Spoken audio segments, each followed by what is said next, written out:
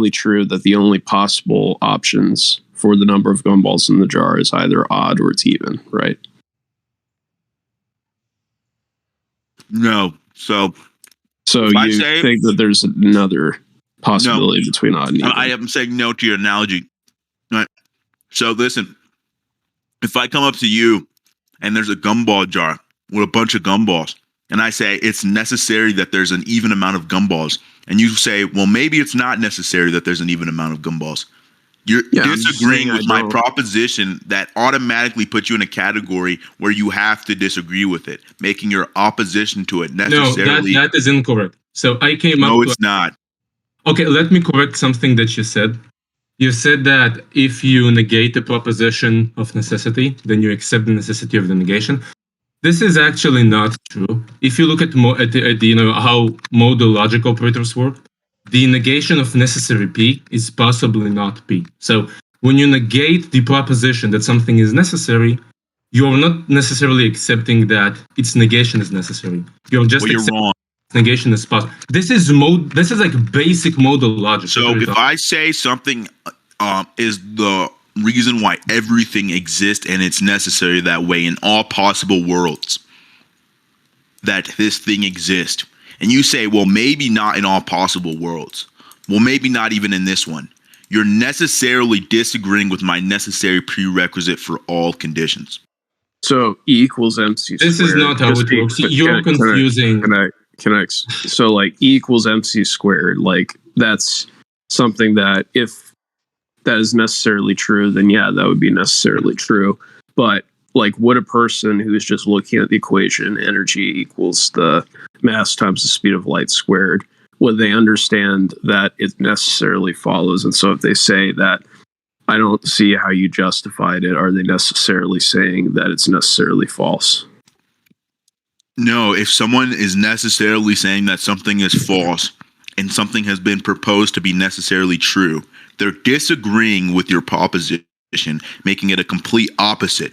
This is simple knowledge. No, I think that Necro is just illustrating the distinction between not being convinced. So in a state of not being convinced versus asserting the proposition false. Okay, so Necro, do you assert that God doesn't exist? No. So you believe in God?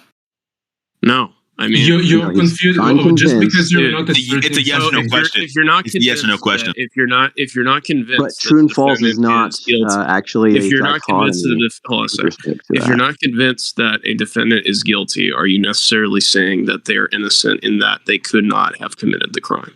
If someone says that being is necessarily not committing that crime that you've accused them to commit, and you say, well, maybe it's a possibility they did commit the crime, you're necessarily disagreeing with what they're proposing.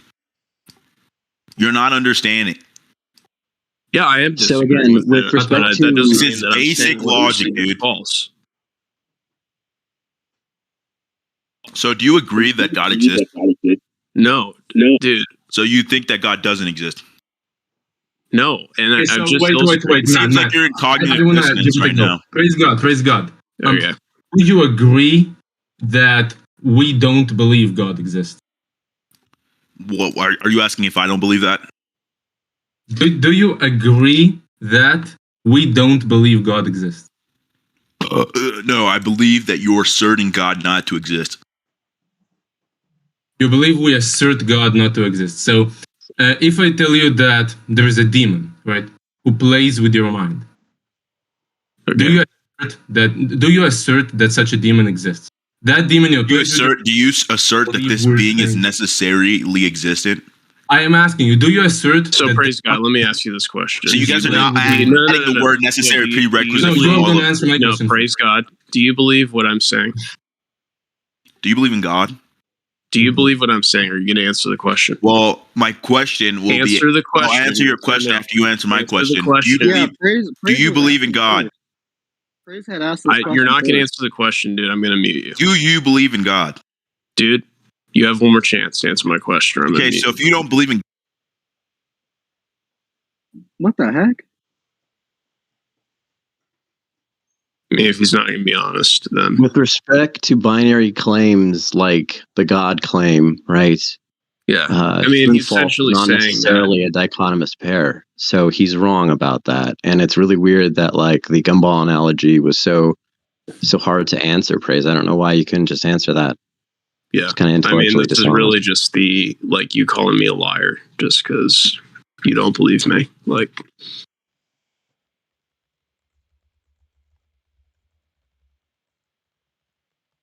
is, I don't know. Should I move to the audience, Frank, or I'm sorry? should I move into the audience? Because I don't know if you want to talk to him. Like, give him a chance, yeah. I mean, Yeah, no, so let you him talk. Like, I Okay. want to, because he says atheism is rational, and I want to know, exactly what he thinks. So, Gotcha. let him say what he's gonna say, and we'll I have some questions I want to ask him anyway. So, praise God if you can unmute. And Yeah. did he say he was busy or? Oh, there you go. Oh, I unmuted him, but Oh, you muted him?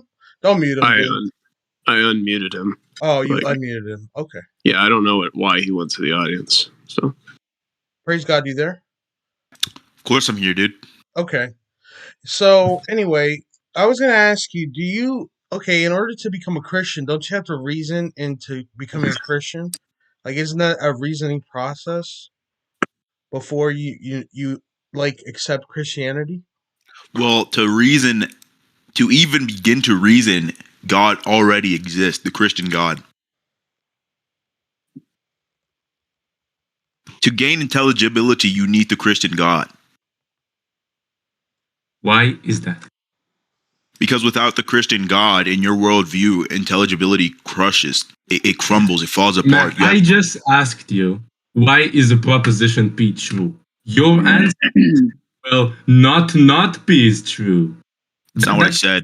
An answer. Like, this is But you such... I just said expanded the domain without of the your Christian assertion, God, right? your intelligibility falls apart.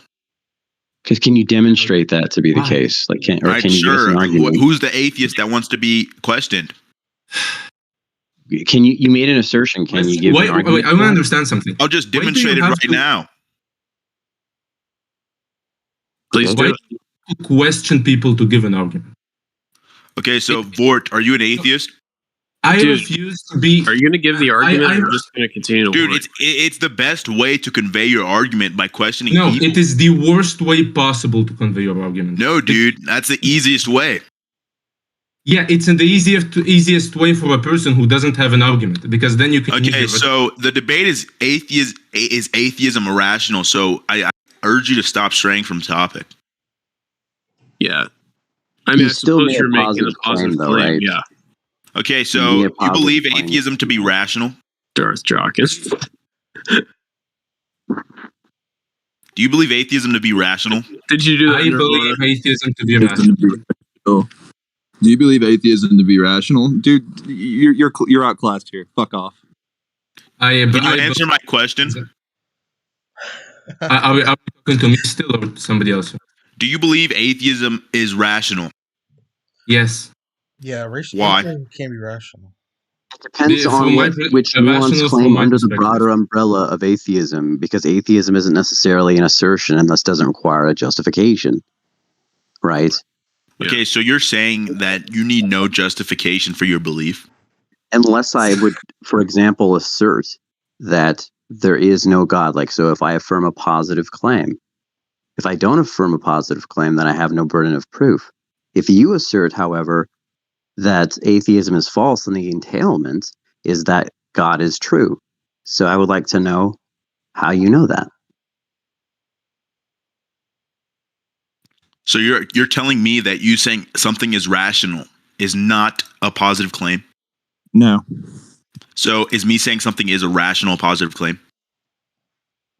Is you saying whether It seems like a double-edged sword. If you're going to say that I can make a claim that something is rational and that not be positive, well then how's my claim positive? I didn't say that. Hold on. Okay, well then So that's what this guy just what said. do you want to ask? Like, I feel like we're going the long way. So can you here. answer Like, my question? Why is atheism rational?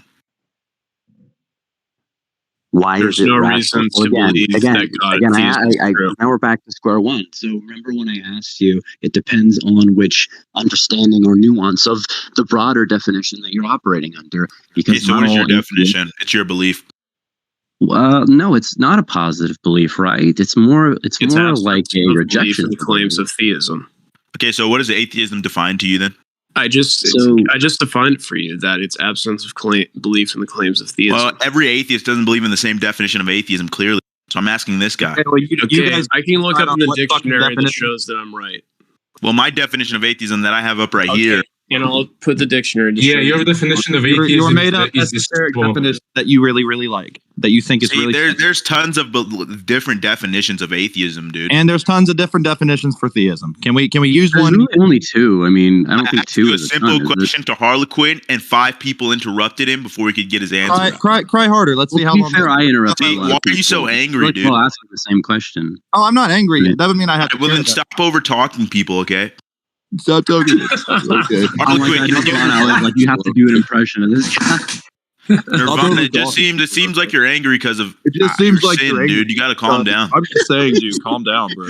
Hey, I'm just saying, Dark Jockin. This is totally the Hold up. best This is atheist total can offer. Is that what you're telling me? This is total sophistry, dude. So Listen, here's the the Eastern thing. This is the best Dark atheist can Jockin. offer. This is what they do. The Eastern Orthodox God is true because the Eastern Orthodox God is true because of the impossibility of the contrary, dude. Like, it's not that hard, bro. Come on. GG, dude. You lose. Okay. And he's gone. Is God that doesn't exist. I mean, do you see how DJ is a belligerent better and like precept. angry? Like, I truly don't understand why you guys leave people like that on stage, because obviously he wasn't interested in having a rational, reasonable Okay, discussion. so why do you atheists like to do this? Why do we atheists like to do this? Instead of Well, no, answering wait a minute. basic questions, you like to sit there and Who all? be Hold on. dishonest. Shut the fuck up, you stupid idiot. Who all's an atheist in here? Raise your hand. Clearly this guy right here. Oh, holy shit. It's like he can't read my fucking tags. Are you that fucking stupid? I mean, I can read a lot of your tags, and I know why Yeah, you're you atheist. really fucking can't. Maybe you should read your You can read tags, your tag. fucker. Yeah, because Yeah, you're later, an interlocutor. Goodbye, little bitch. You want to No, I wanted to take a arrange a debate? You want to arrange a debate? Pay me $50 and I'll debate your ass on here and embarrass you in front of everybody. Till then, you're precept trash. Get the fuck out of here. MBJB is a better fucking precept than you are. Come up, MBJB. We want to hear you, man. So anyway, anyone want to answer the question, is atheism irrational, or want to talk about it? Any opinions? Go ahead. I think it's a bit of a problem to pose a question like that to a stage, because it's as if you're asking the precepts to come in and then do this. No, I assumed that there were no more precepts left on I our mean, I think yeah. everybody. that's exactly it. I assumed there were no more precepts left on the server, so honestly. Oh man, you're naive. I'm sorry. I am naive, I swear. I didn't know they existed here, honestly, because I was like, I mean, I've done so many stages and I've had little to no precepts come up, so Order Melchizedek is the only Christian that usually comes up, and that's about it. I was really hoping genuinely don't have a problem with precepts for the most part. I just think it's funny how upset they get. It's really, really fucking funny to watch. Hey, His Nirvana, name is you want to let him? John D. Nuts. Hold up, guys. Let's let him try again. Let's give him another try. Let's let him try again, guys. But maybe let me have a swing real quick. Oh, why are you muted? That's weird. It's almost like Scotty just server muted your stupid ass. Holy shit, he's so fucking stupid he can't realize how fucking Discord works. Watch this, guys. Watch this. Raise your hand again, Darth. Let's see how this goes. Try hopping up again. Yeah, he's so fucking stupid he can't use induction. And he tries to say he has fucking ability to justify it. Well, Oh, I can okay, there talk we go. now, He's right? he's See, this unmuted is what now. you atheists like to do. No. Hey. You are not in control here, dipshit. You are not in control here, dipshit. You don't get to fucking talk.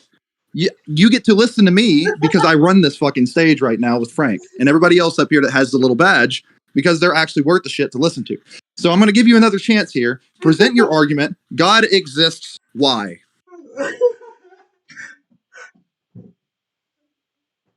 God exists because... Like this why? That's Hold not on. Somebody the topic of the stage, though.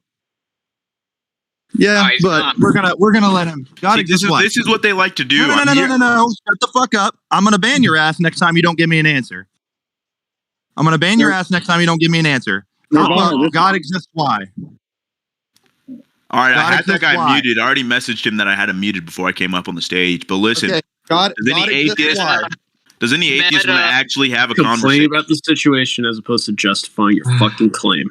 Yep. It's difficult because the heading of this stage is kind of off, right? Because again, atheism isn't necessarily the assertion that no gods exist, and it kind of just leads us back to whether or not a god exists. I was going to read them from the dictionary. Disbelief or lack of belief in the existence of God or gods. That's from the Oxford English Languages. Yeah, I apologize for my stage, guys. I'm sorry. No, I didn't mean it like that, Frank. It's just the wording, How dare you can Frank? call it You off. had one job. How dare you put a stage? You had one job, Frank. You're going to I lose had all one your job. knowledge because of this. Hashtag ban Frank for bad names. We're never banning Frank. Are you kidding me? Frank is the linchpin of this entire server. Okay. Without Frank, this server doesn't exist. Without Frank, this server has no intelligibility. I didn't see Scotty over in Clubhouse with T-Jump. It was Frank, Oh, man. All right. Does anyone want to hear his blubbering again? No. Yeah, I'm good with it. I'm okay with it because I'm pretty good at debating He this. said he's got me unmuted. All right, we're gonna let him present his argument, and we're gonna sit here. So fucking idiot, Jesus Christ, Jesus fucking Christ. Try it again. God exists because. Do you believe that everything that begins to exist has a cause? I don't know.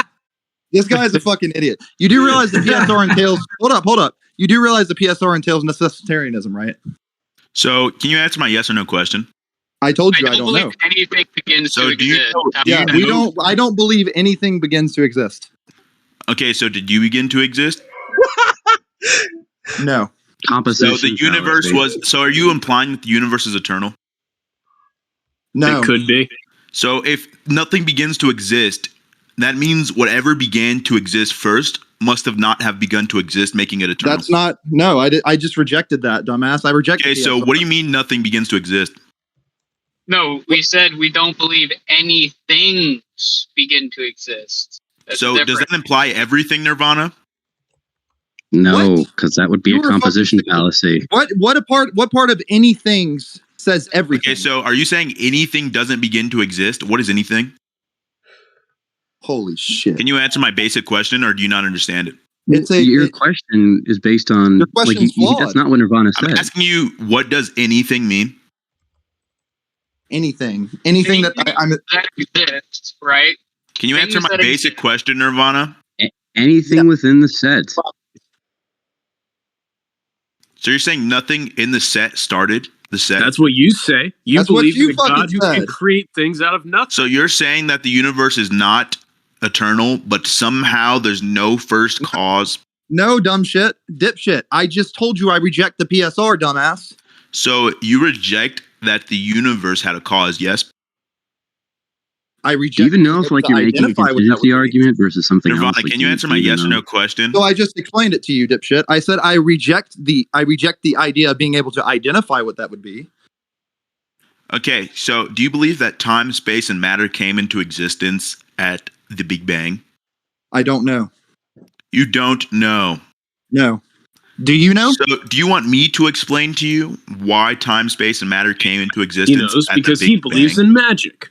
Yeah. Okay, go ahead. This Explain. is basic science, dude.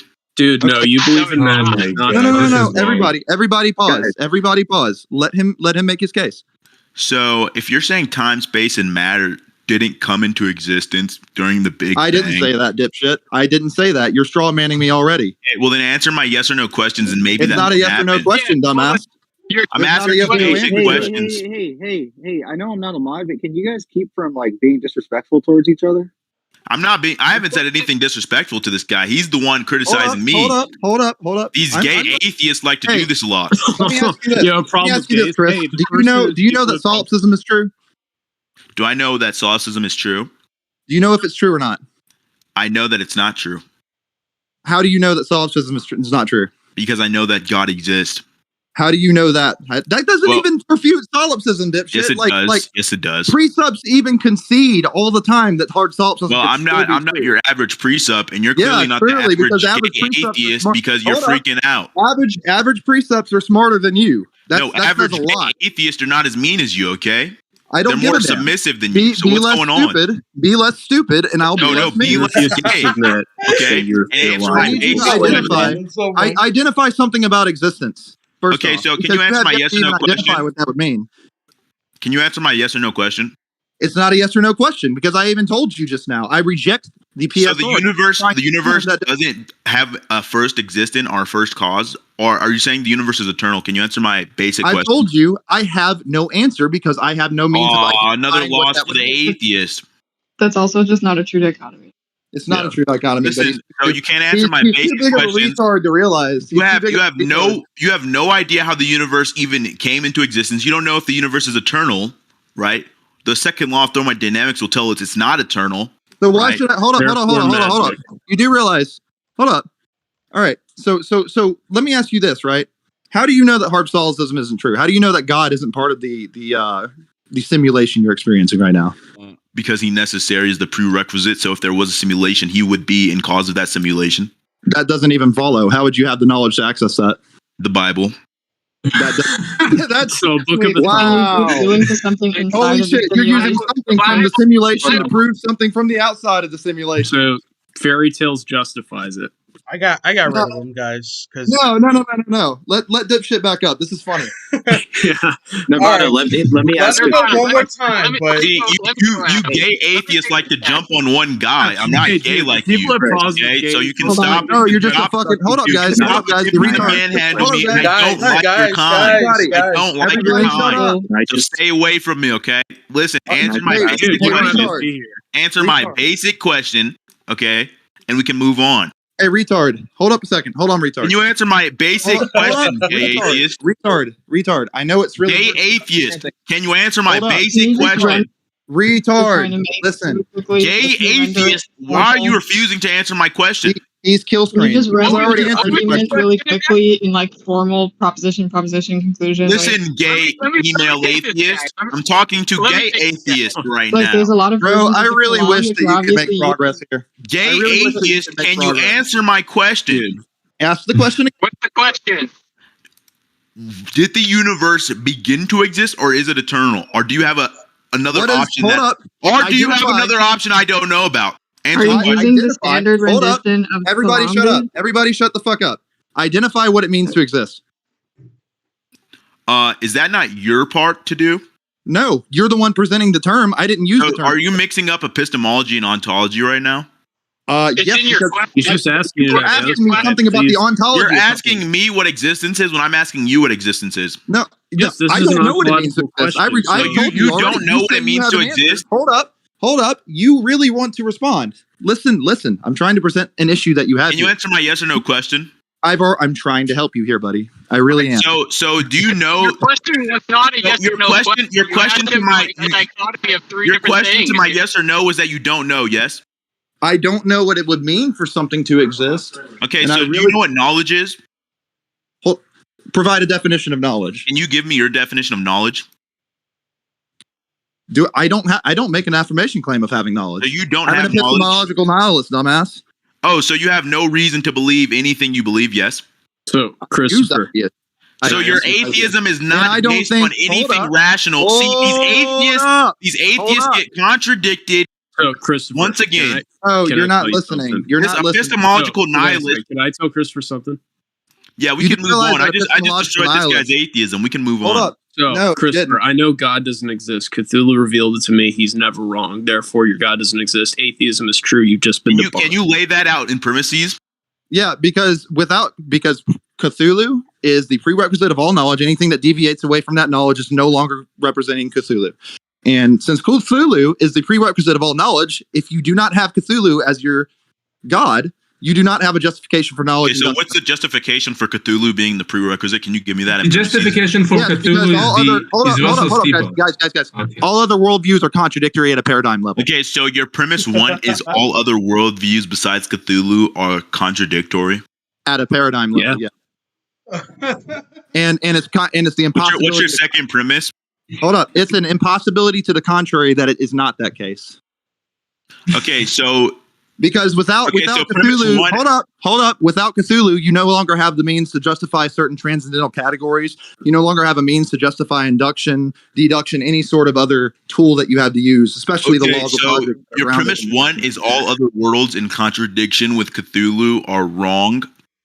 Premise two, it is impossible to have. Hold up. I want you to justify premise one to me. You want me to justify your premise? No. I want you to justify why premise one is wrong. I'm asking you. I haven't even said anything about your premises yet. I'm writing it down. You literally said that premise one is wrong. I didn't say it was wrong. I said all other worlds in contradiction to Cthulhu are wrong. That's your premise one, is it not? No, they're contradictory at a paradigm level. You do realize? Do you know what a paradigm is? So what's premise two? Premise two. Anything that deviates away from Cthulhu is no longer accounting for certain transcendental categories. And premise three? Premise three. Way we know this is the impossibility to the contrary. 4. Therefore, Cthulhu is the all-knowing. Is that your conclusion? No. Premise. No. Conclusion is that Cthulhuism is true. Let's just say Cthulhuism. Okay, so 4 is what's premise 4? There is no premise 4, dumbass. So your premise 4 was your conclusion, right? He said therefore. Premises are conclusions. I didn't hear him say therefore. Did you say therefore, Nirvana? Everybody else heard me say therefore. Well, everyone else is a gay atheist in this call. So okay. I have no reason to be. Hey, does it really upset you? Does it really upset you to know that I like sucking your God's dick on weekends? I mean, he doesn't really like your kind. But listen, right? So, I blew Jesus Christ. You're trying to deviate from the conversation like you gays do a lot of the time. Okay. Yes, because we would rather be fucking on the weekends. We would rather be. Your kind needs to stick to one point. You're too distracted. Hold up. You keep bringing up gay shit to begin with. Your kind needs to stick to one point at a time. Okay, so listen. Maybe you should. Hold on. Premise 1, God is a man. Premise 2, all men have dicks. Conclusion, therefore, God has a dick. Hi. Okay, so Nirvana, for premise 1, does that not assert that Cthulhu already exists? He knows. Yes, I know he exists because. So this is an incredibly circular argument. Do you have anything that's not circular? I believe in circular arguments. I believe every worldview is circular at a paradigm level. So you believe that every worldview is circular at a paradigm level? Yes. So you reject anything being circular being false? No, I reject the idea that there's anything wrong with circularity because I think you can't avoid it. Okay, so God exists because of the Bible, and the Bible is true because of God. Do you have anything wrong with this, Nirvana? Yeah, yes, because you're no longer accounting for logical absolute. Well, logic is already accounted for by God. So, do you have any other? No, it actually is. Hold up. Let me finish this. It's no longer actually. It's contradictory, actually, and the reason being is because you have the Father, Son, and the Holy Trinity, which does not justify the law of identity at that point. Okay, so do you understand the Trinity? Hold up, it's contradictory to the idea of there being just one God. Okay, so do you understand the Trinity? Yes or no? Yes. It's illogical. So you think the Trinity is 3 different beings, don't you? No, it's one being that shares all the same essence, but it still violates the law of non-contradiction. How because the Father's the Son is the Holy Spirit. Or sorry, the Son is God, the Father's God, the Holy Spirit is God, but yet they're all not each other. That violates the law of identity. Wait, where does it say they're not all each other? Yeah, because that's the problem. That's the problem. You're using different labels. The Father is not the Son, dude. What? The Father is not the Son. Can you give me any verse? The law of identity being violated. Can you give me any verse of this? Yes. That's what the Trinity is. Not identical? Yeah, I can give you a verse. Can you give me the verse? What do you matter with me? Wait, Nirvana. Stop. Did I just realize that Christianity is just a bunch of incest? I mean, you're a gay atheist, so I don't see why you have a problem with incest. I'm not an atheist. So you're just a gay naturalistic pantheist, another word for wannabe atheism. Hey, dumbass. Hey, retard Jones. Retard Jones. Listen, Quantum has your verse. Can you send me the verse? Yeah, hold on. I'll get it for you. Yeah, I thought he had the verse, dude. While he's getting, no, I mean, I'll get you. I do know the verse. I'll get you the actual number of the verse. Yeah, it's Matthew 24:36. Here, let's fix this and put this in. Oh, I see. I see. Okay, let me rebuttal this easily. Let me rebuttal this easily, right? Rebuttal this. So let me speak if you want. Let me rebuttal this. Let me rebuttal this. I thought your gay atheist self would like the word "but," right? So yes, I like it. I really like it. So listen, Quantum. You understand what what's this wrong verse? with butts, dude? You understand? See, you gay atheists like to resort to this tactic. Right. Stop deterring the conversation. Right. Before you give your answer, is it going to be something that contradicts There's no God, but as a gay atheist, how big is God's dick? How big is God's dick? Yeah, can God create a dick so listen, hard? Right, so Lord Quantum Phone. I want to know about God's dick. He's a man, right? God's a male. See, this is what these gay atheists like to do. They don't want to hear you answer their question because they know how stupid it is. Is your explanation of the Trinity going to reject the Nicene Creed or no? Okay, listen, right, Quantum. Okay. I'm so glad I decided to drink when I got home. Holy shit. Yeah, your gay atheist self does like drinking on Mondays. You damn right, dog. Listen, Quantum, you understand what this means correctly? Your love all day long. You understand what this means correctly? Yeah. It's Jesus saying that the Father knows something that he doesn't know. Do you truly believe that? Yes. Do you know? Do you understand? Do you understand? Only the Father. Wait. Do you understand Jewish tradition? Do you understand? Do you understand That's his dumbass way of saying Jewish tradition? That's his dumbass way of trying to express that he doesn't Trinity understand is not something. part of Jewish tradition, dude. Okay, so here, listen, I'm going to explain. But see, stop interrupting.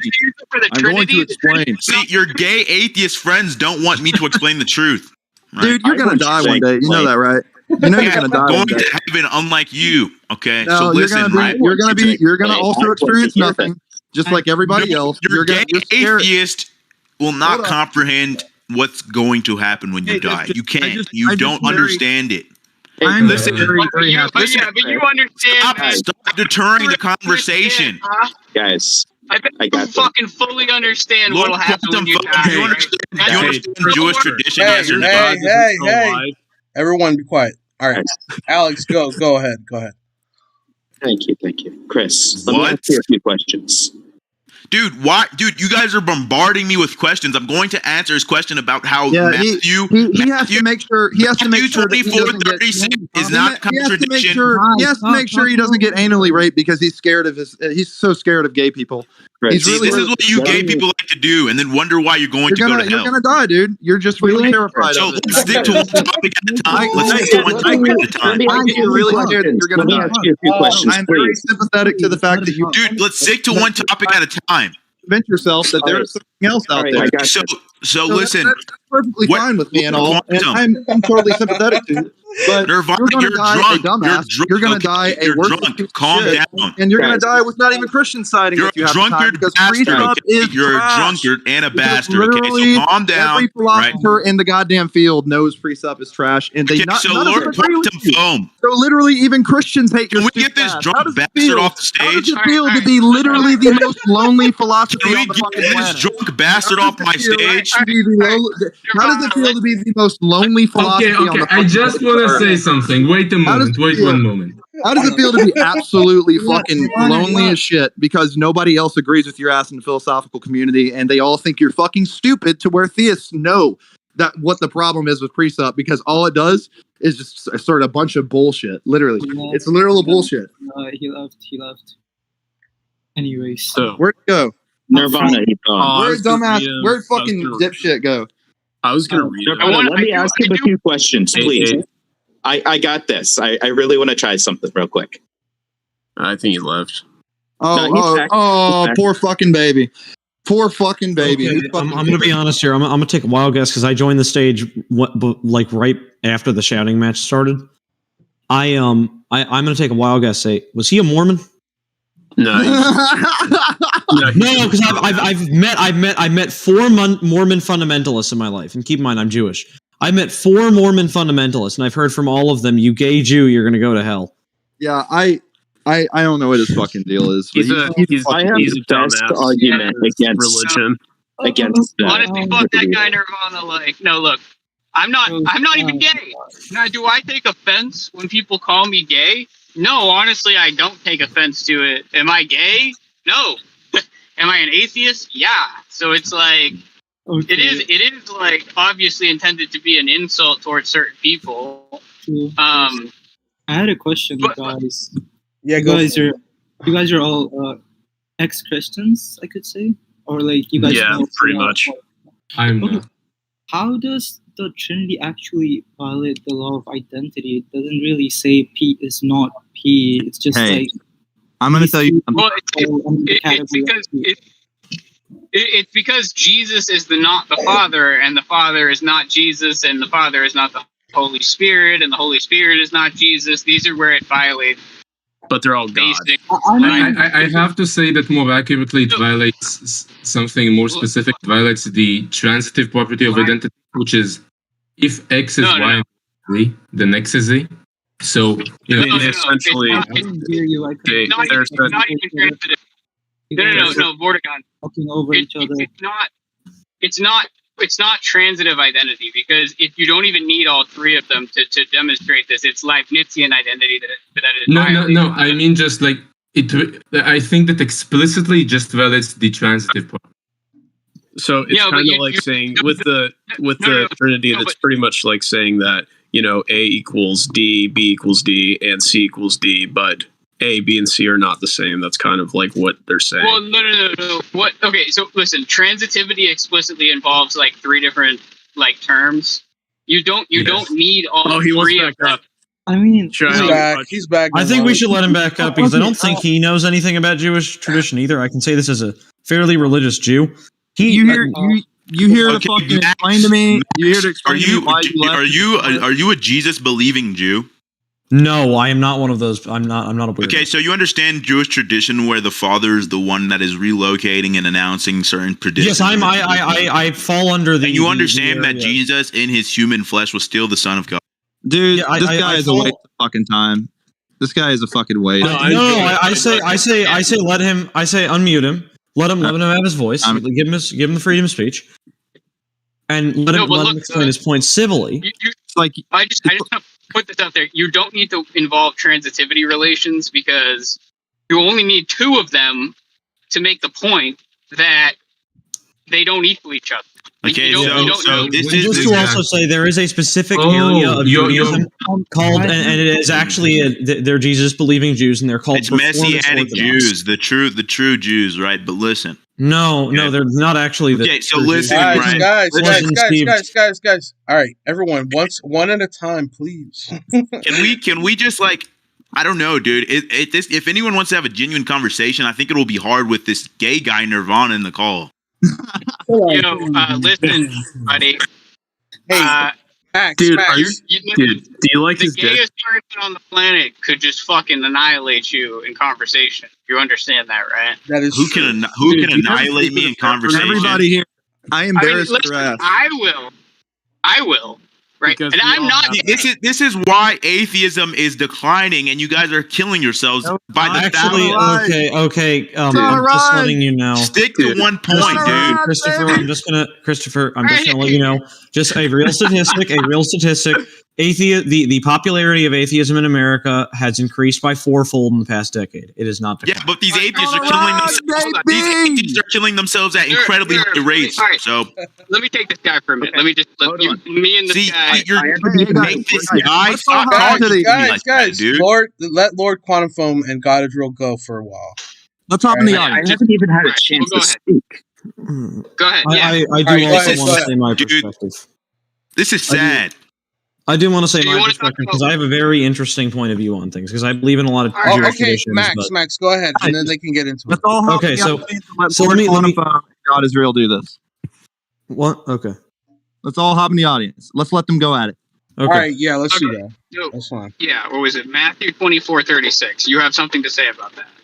So you understand traditionally that in Judaist tradition, it is understood that the Father would be releasing information. Okay. Yes or no? Sure. So this is in reference to the flesh of Jesus, right? He's referring to the flesh. Why? What do you mean, why? You said releasing information. That was the first part. Yes, it is Judaic tradition for the Father to release information, such as when the Son is getting married to the public, it is his permission to release that. This is not saying that Jesus does not have knowledge of the day he is going to come. The flesh of Jesus. Yes, it is saying that his Father is going to be the one that releases this information, i.e., releases the information. Jesus does not know the day he's going to come. This is a pretty basic interpretation of what's going on here. It's not a contradiction to the Trinity.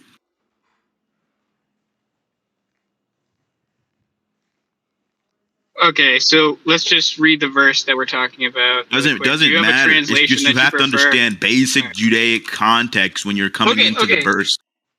So I'm just gonna read like is NIV okay? Doesn't matter to me, man. Okay. NIV is okay. But about that day or hour, no one knows. Not even the angels in heaven, comma, nor the Son, comma, but only the Father. Okay, this is referring to, like I said, I don't mind the translation because, of course, the translation is going to say the same gist of things. But if you actually read the Greek manuscript, you'll understand that when they use the word that is replaced for no, it's actually the word for spoketh, right? So this is basic, once again, this is basic education, right? This is, you have to understand when you're coming into these verses, right? Basic Judaic traditions because they were in a judicial area, right? Judicial area, right? If you want to dispute this specific verse in that way, right? Because I mean, I think we can both parse out that like this is drawing a distinction between the Son and the Father. That clearly it's not. Okay, well, let's say it's not.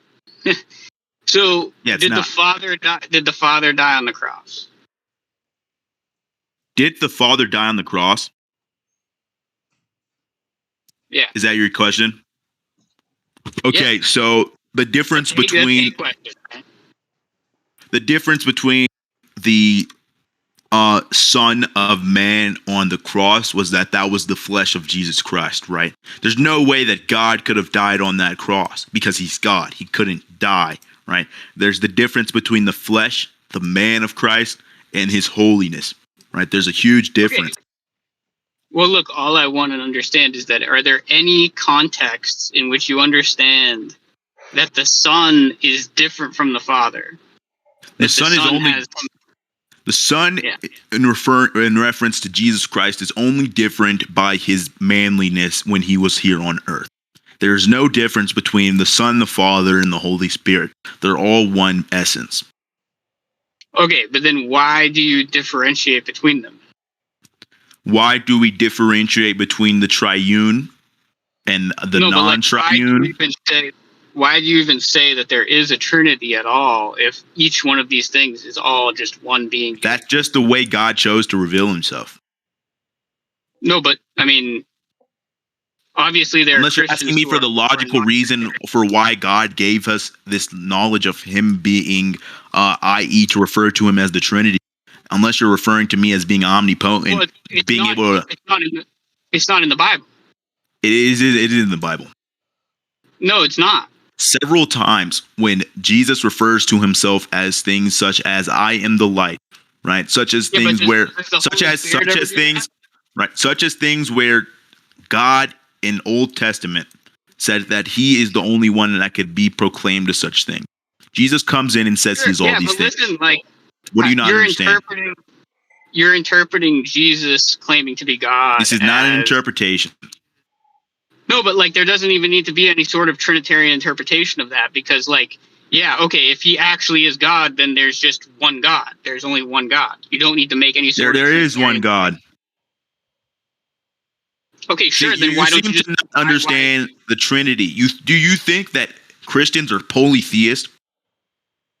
The arguments against the Trinity often do claim that, yeah, that's what the problem is. That's not, well, that seems to be the huge misunderstanding by a lot of these atheists. Christians who believe in Jesus. I'm an atheist, but look, there's people who are theists who believe in Jesus and the Bible who are not Trinitarians.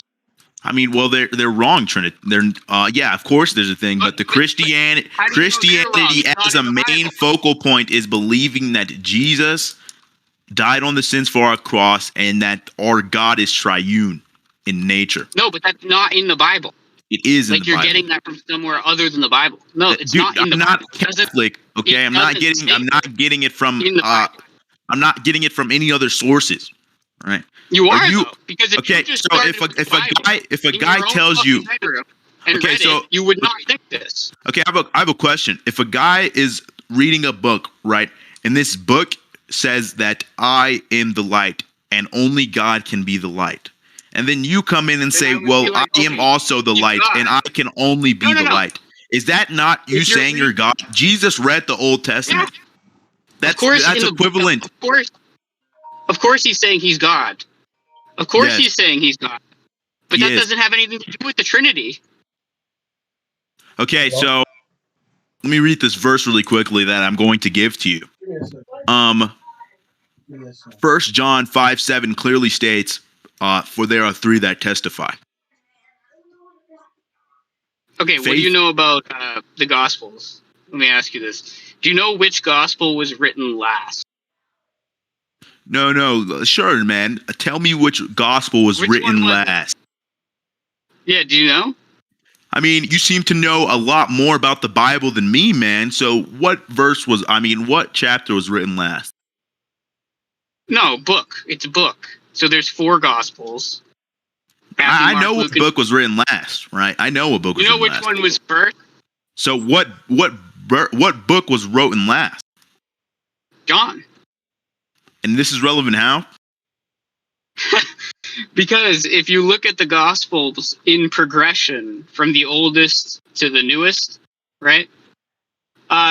Jesus becomes more and more divine, and you see more and more of these sort of doctrinal elements coming into the Gospels. Okay. Okay, so how's that relevant? It doesn't mean that there's 3 different entities that you need to identify as God. I mean, you can still just say that there's one God if you want to maintain like all the same beliefs that you have now. Okay, so there's a lot of verses that show that God is being represented in a triune way, right? And your response to 1 John 4. But even in that, why does that matter? Your response is saying that this is not in the Bible. Is that what you're inferring? No, I mean even if the verse, like, why from that verse would you interpret that there actually are like 3 like individuated entities? Like, I don't even understand what the point of maintaining like Trinitarianism is at that point. It's like, so we're not polytheist. Right. It says it is a triune nature, and that is how God chose to reveal himself. I'm not everywhere, so I don't know when he did this. Well, I actually know when he did this to Adam and Eve, right? But I don't know why he did this. Who am I to say why he did something? And who am I to say that it's wrong that he did it? Can you answer that question? You just want to say that like God the Father and God the Son, like, that distinction between those things is not really like a distinction, right? You want to maintain. So here's the problem, right? You want to forcefully maintain that there is and there isn't a distinction. Okay, so I have a question. If your name is John and I refer to you as J as well as J.I., does that mean when I say, yeah, this is my friend John, he also goes by J and J.I., but he's also J and JI because it's the same person. Okay, but does that mean necessarily I am saying that he's three different people? No. Okay, so then you agree with the Trinity being one. No, that's not what that would mean. This is a perfect analogy. Okay, well, look, if that's a perfect analogy, then I actually don't have much issue with you, because what you're saying is that there's really just one thing. There's no distinction between the three. That's just how God chose to reveal himself to man. If there's no distinction between the three, and it's just some nomenclature, and it doesn't matter, then why would I maintain that it's some like fundamental fact of the way things are? Because that's what's been told to us, right? Right, but it's not a fundamental fact of the way things are that you call your friend through a different name. Well, okay, so it's saying, right, that there's the same people, right? So if you say, for example, the Son is not God, that's like saying J.I. is not J, and that's where the problem invokes, because we believe J.I. is J, and you saying J.I. is not J is a problem. Even though they're the same person, you saying he doesn't also go by J.I. is a problem. That's where the problem comes in. Okay, but listen, right? Now you're just admitting that there's one guy and that we just have a couple different names for that guy. There's different traits that they all share. No, but they all share the same trait, but they're all a triune God. The God must be triune. The point, right, is that like Leibniz law is that if two things or three things or four things, it doesn't matter how many things, if two things have the same property set, then they're the same thing. And that there's only one thing there. Those are just names, right? So you agree that the Trinity is the correct interpretation? No, I'm saying that like you could have as many names as you want for God. Okay, so you understand that in 2 Corinthians 13:14 talks about, may the grace of the Lord Jesus Christ and the love of God and the fellowship of the Holy Spirit be with you all. Do you understand this verse? Sure, but I could just say that they're all just talking about God. Okay, so we can see in John 10:30, right? I and the Father are one, right? You understand this? Yeah. Yeah, and if you want to take that interpretation, we can also see Matthew 1:23, where it says, the virgin will conceive and give birth to a son, and will call him Emmanuel. Do you agree with this? Yeah, I agree. It says that. Okay, so you agree that there's multiple references to Jesus being God and Jesus also being God in the Bible. So if you think the Bible is actually a revelation from God, you have to automatically accept the triune faith. It's a prerequisite. I'm just going with the idea that, the Bible is revelation from God. I don't believe that, right? But if you believe if you believe the Bible to be revelation, well then when it says that there are three within God and God is within three, that means you automatically accept the Trinity. Saying that John came last is like saying John is saying that we've already said that you're pretending to believe. You're already said that you're pretending to believe that the Bible is revelation. So it doesn't matter what came first. It's the Bible. It's revelation. Doesn't matter what came last. It's still the Bible.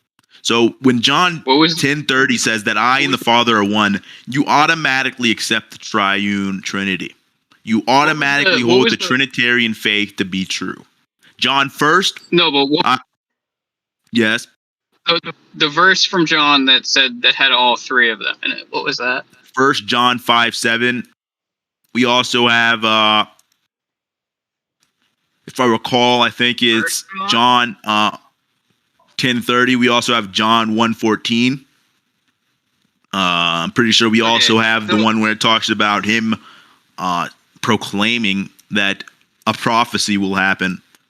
I think this is in. This is King James. This is King James. For there are three that bear record in heaven: the Father, the Word, and the Holy Ghost, and these three are one. Yes, indeed. So, do you not agree with the Trinity now?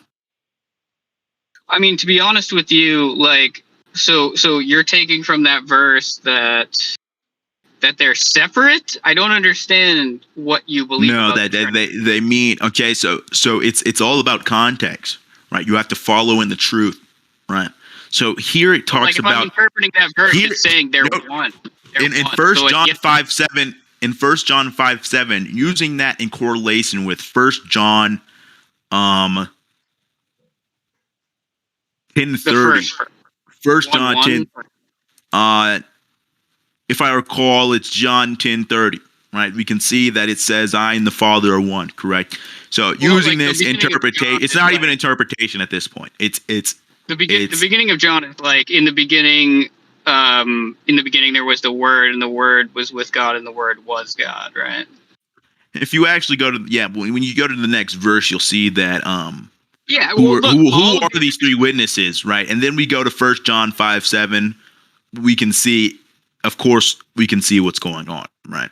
It's not saying that there are three. It's saying that there are one. It's saying that there are They are three within one. That is how he chose to reveal himself.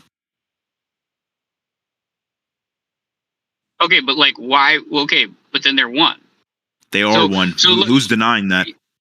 The end of the verse is just that, like, that they're one. And so why would you hold that this Trinity thing is, like, more fundamental?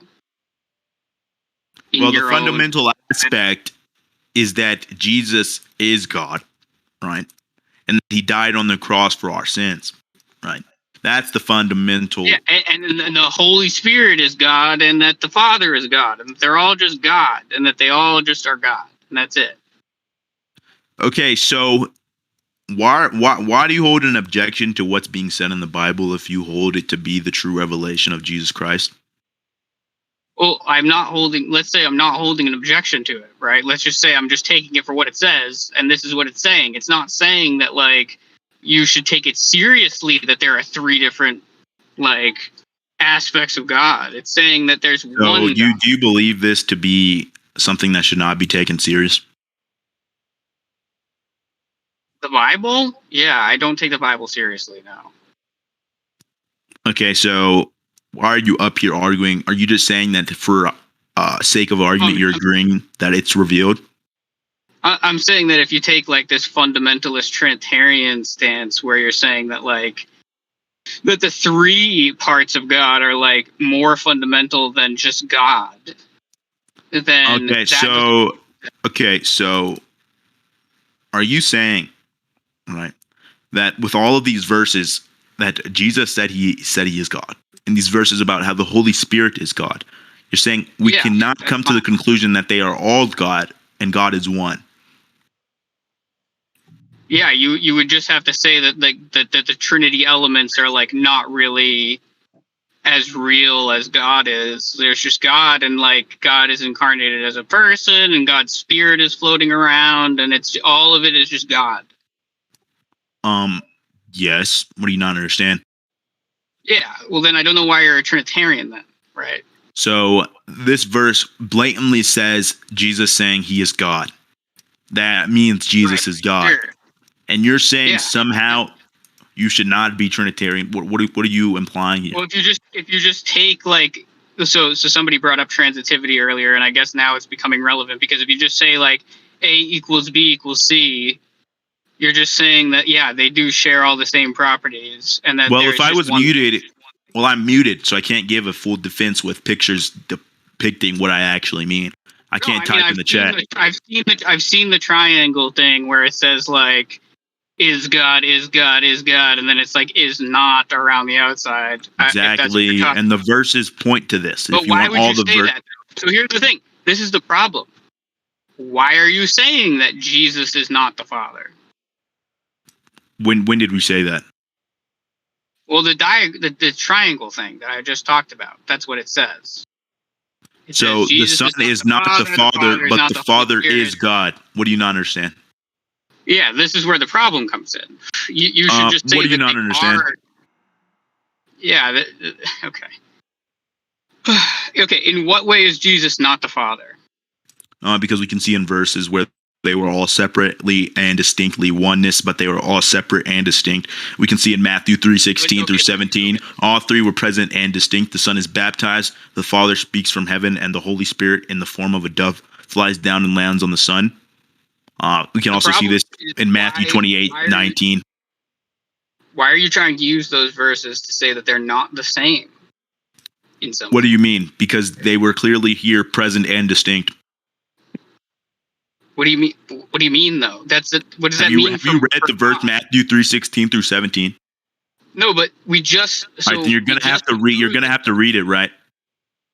But we just went through how the Holy Spirit and Jesus are just God, right? They're God. Okay, so you understand, right? Why can't God do stuff in the world?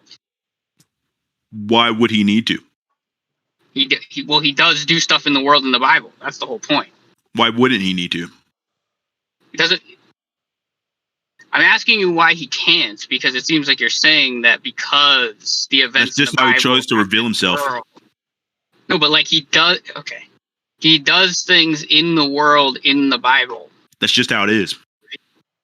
Yeah, but that's fine, right? I'm saying that's fine. Okay. So if you agree with the if you hold the Bible to be true, well then if you actually read the Bible, you'll see that it is talking about the oneness of God. But then we can see in Matthew 3:16, 17, all the presence of distinctness, but they're still one. See, this is just how amazing God is. And we as humans cannot comprehend his glory. So arguing about then why are you inserting your human conceptions of distinctness? Because of what happens in Matthew 3:16 through 17. Yeah, but why are you applying you're looking at what happens in Matthew? Okay, so we can see the Father speaking from heaven, and the Holy Spirit is in the form of a dove, but the Son is also being baptized. Is that not three distinct beings within one? What do you not understand? Why would I want to say that it's distinct? Right? Because of how it's conveyed in the message. Level. At a metaphysical level. This is the consensus of many biblical scholars, dude.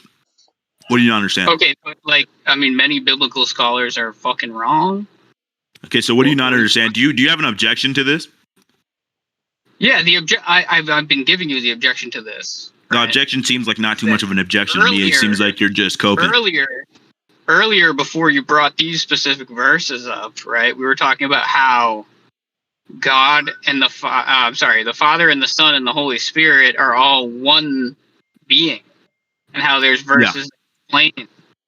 There is verses conveying that. What do you not understand? And I thought that we were interpreting the Bible. It's not an interpretation; it's the truth. Right? Okay. Now, no. But using that idea that we were just talking. So what do you not understand about this? You want to say that they're distinct. Yeah, you can see Matthew 3:16 what's going on. What do you not understand? You can't okay. Can you say that they are distinct and not distinct at the same time without contradicting yourself? When did I say that? No, dude, listen. You just look. The question this is the issue. This is the issue when it comes down to applying human interpretation of logic to God's interpretation that is objectively true. If you want to, you understand? Look, we can throw logic away. Do you want to throw logic away? I mean, when we're talking about what should be applied to God, nothing that we have interpreted of descriptive being should be interpreted to God. Unless you're saying that laws of logic. Okay, but then why are we debating that? Because a lot of Trinitarians that are not Trinitarians, a lot of Trinitarians that are not Trinitarians, and by that I mean a lot of Christians who are not Trinitarians, should be listening in on this discussion to see why they should be Trinitarians. Would you admit you're being illogical then? No. Okay, but why not? Because applying logic to a being that is the creator of logic and does not uphold those standards is silly, right? You think that's logical, though? Of course it's logical. So it's logical to say that I don't need to apply logic to this case. Yes, it is. Okay, Well, then look, I can do that too. No, you can't. Right?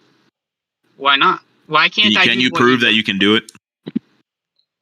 Well, we're not using logic anymore. So how can we prove anything? With the word. Right. Well, look, you need logic, or else the word is not the word, and who What do you mean by that? Well, I mean, the identity relation doesn't need to hold anymore, and I mean, it just doesn't. How can I even read the book unless I'm presupposing the laws of logic? Are you saying you can't read without presupposing laws of logic? No, I'm just asking you, right? Okay, well then clearly I don't need to presuppose the laws of logic to read, so therefore just use the book. Okay, so if I don't can you justify anything you're saying with the Bible? Hold on. If I don't need to no, are we following through with the conversation here or not? If I don't need to, what it seems like to me is you're not doubling down on what you thought was going to happen.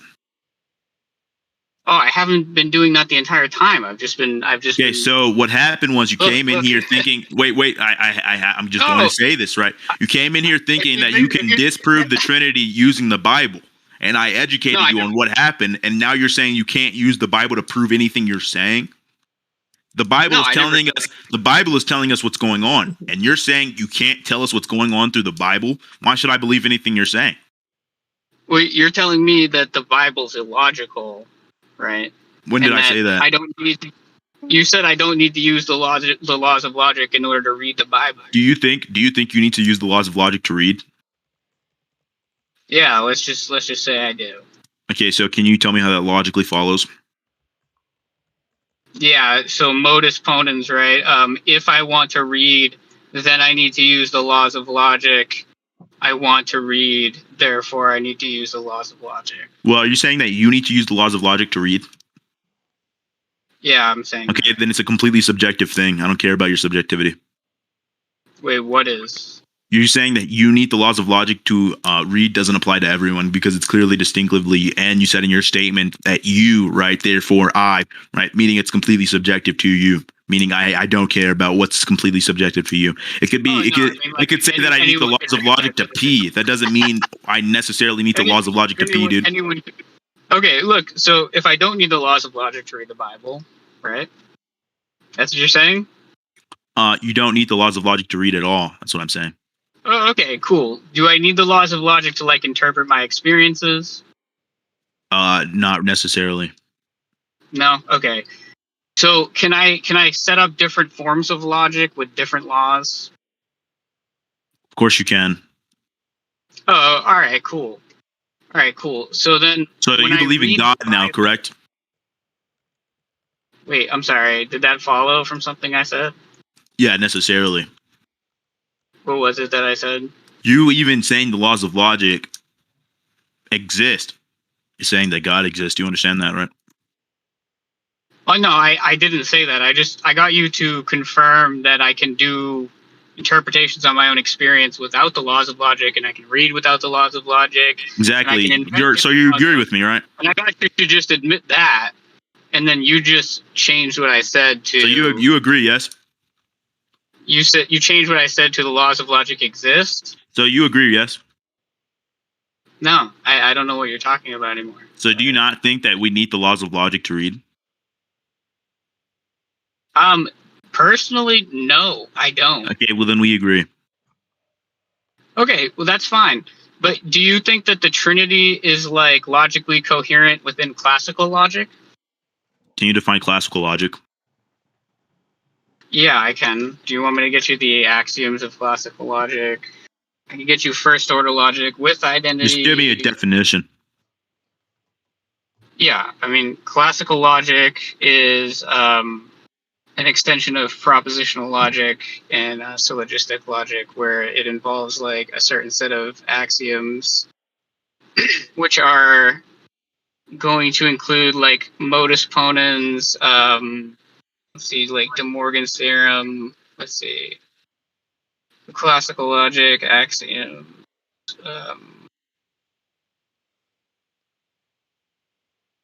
So do you necessarily agree that laws of logic exist independently of God? I mean, I don't believe in God. So, can you define why you don't believe in God? Can I define why I don't believe in God? Yes. What do you mean define?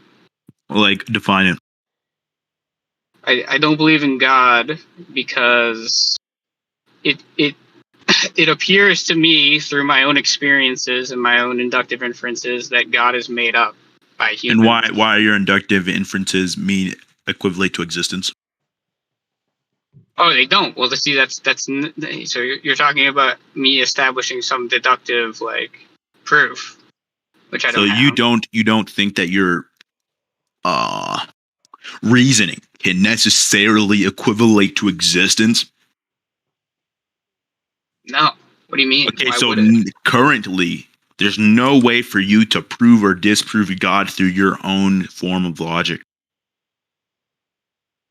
So I could, under certain assumptions that I would make, but so I could give you proofs, right? But here's the thing: like when it comes to things existing or not existing, you can't do anything starting from just syntax and proofs in logic to get you to that place. There's no way to do that. So you and I trying to do proofs about things existing are both starting from assumptions. That's the only way to do that. Okay, so you're saying that there's no way for you to disprove or prove God from your current standpoint. So you wouldn't be atheist, you would be agnostic. No, I am an atheist because I have justified belief in the non-existence of God. So you're saying that the not God world is true, yes? Yeah, if I had to give you a wager, yeah. Okay, so how do you account for your intelligibility in this not God world?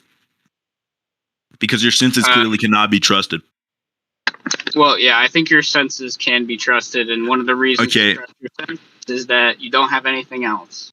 Okay, so for example, well, we do have other things. No, you don't. We have the Bible. Yeah, you read the Bible with your eyes.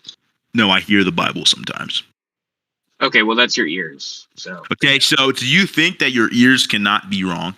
Can you not hear something that really didn't happen? Oh, sure, they can be wrong. Okay, so does that mean if I see something that isn't real, by your definition, it is real now? No. Okay, so how do you know anything? Yeah, so here's the thing. It's the same way that anyone knows anything, which is that we can all always be wrong. And yet you can still... so you could be wrong that God exists? Yeah. So do you know that you don't know anything, or do you not know that you know anything? No, I mean, I think people know things, and I think the criteria for people knowing things is that they have a justified true belief. Okay, so do you equivalent knowledge to existent factors? You mean, am I like a externalist about knowledge, or? Can you just answer my basic yes or no questions? I think the truth makers for propositions can be like external to human minds. Okay, so for example, if you see something exist, does that mean it exists, or does that mean you're justified in it existing?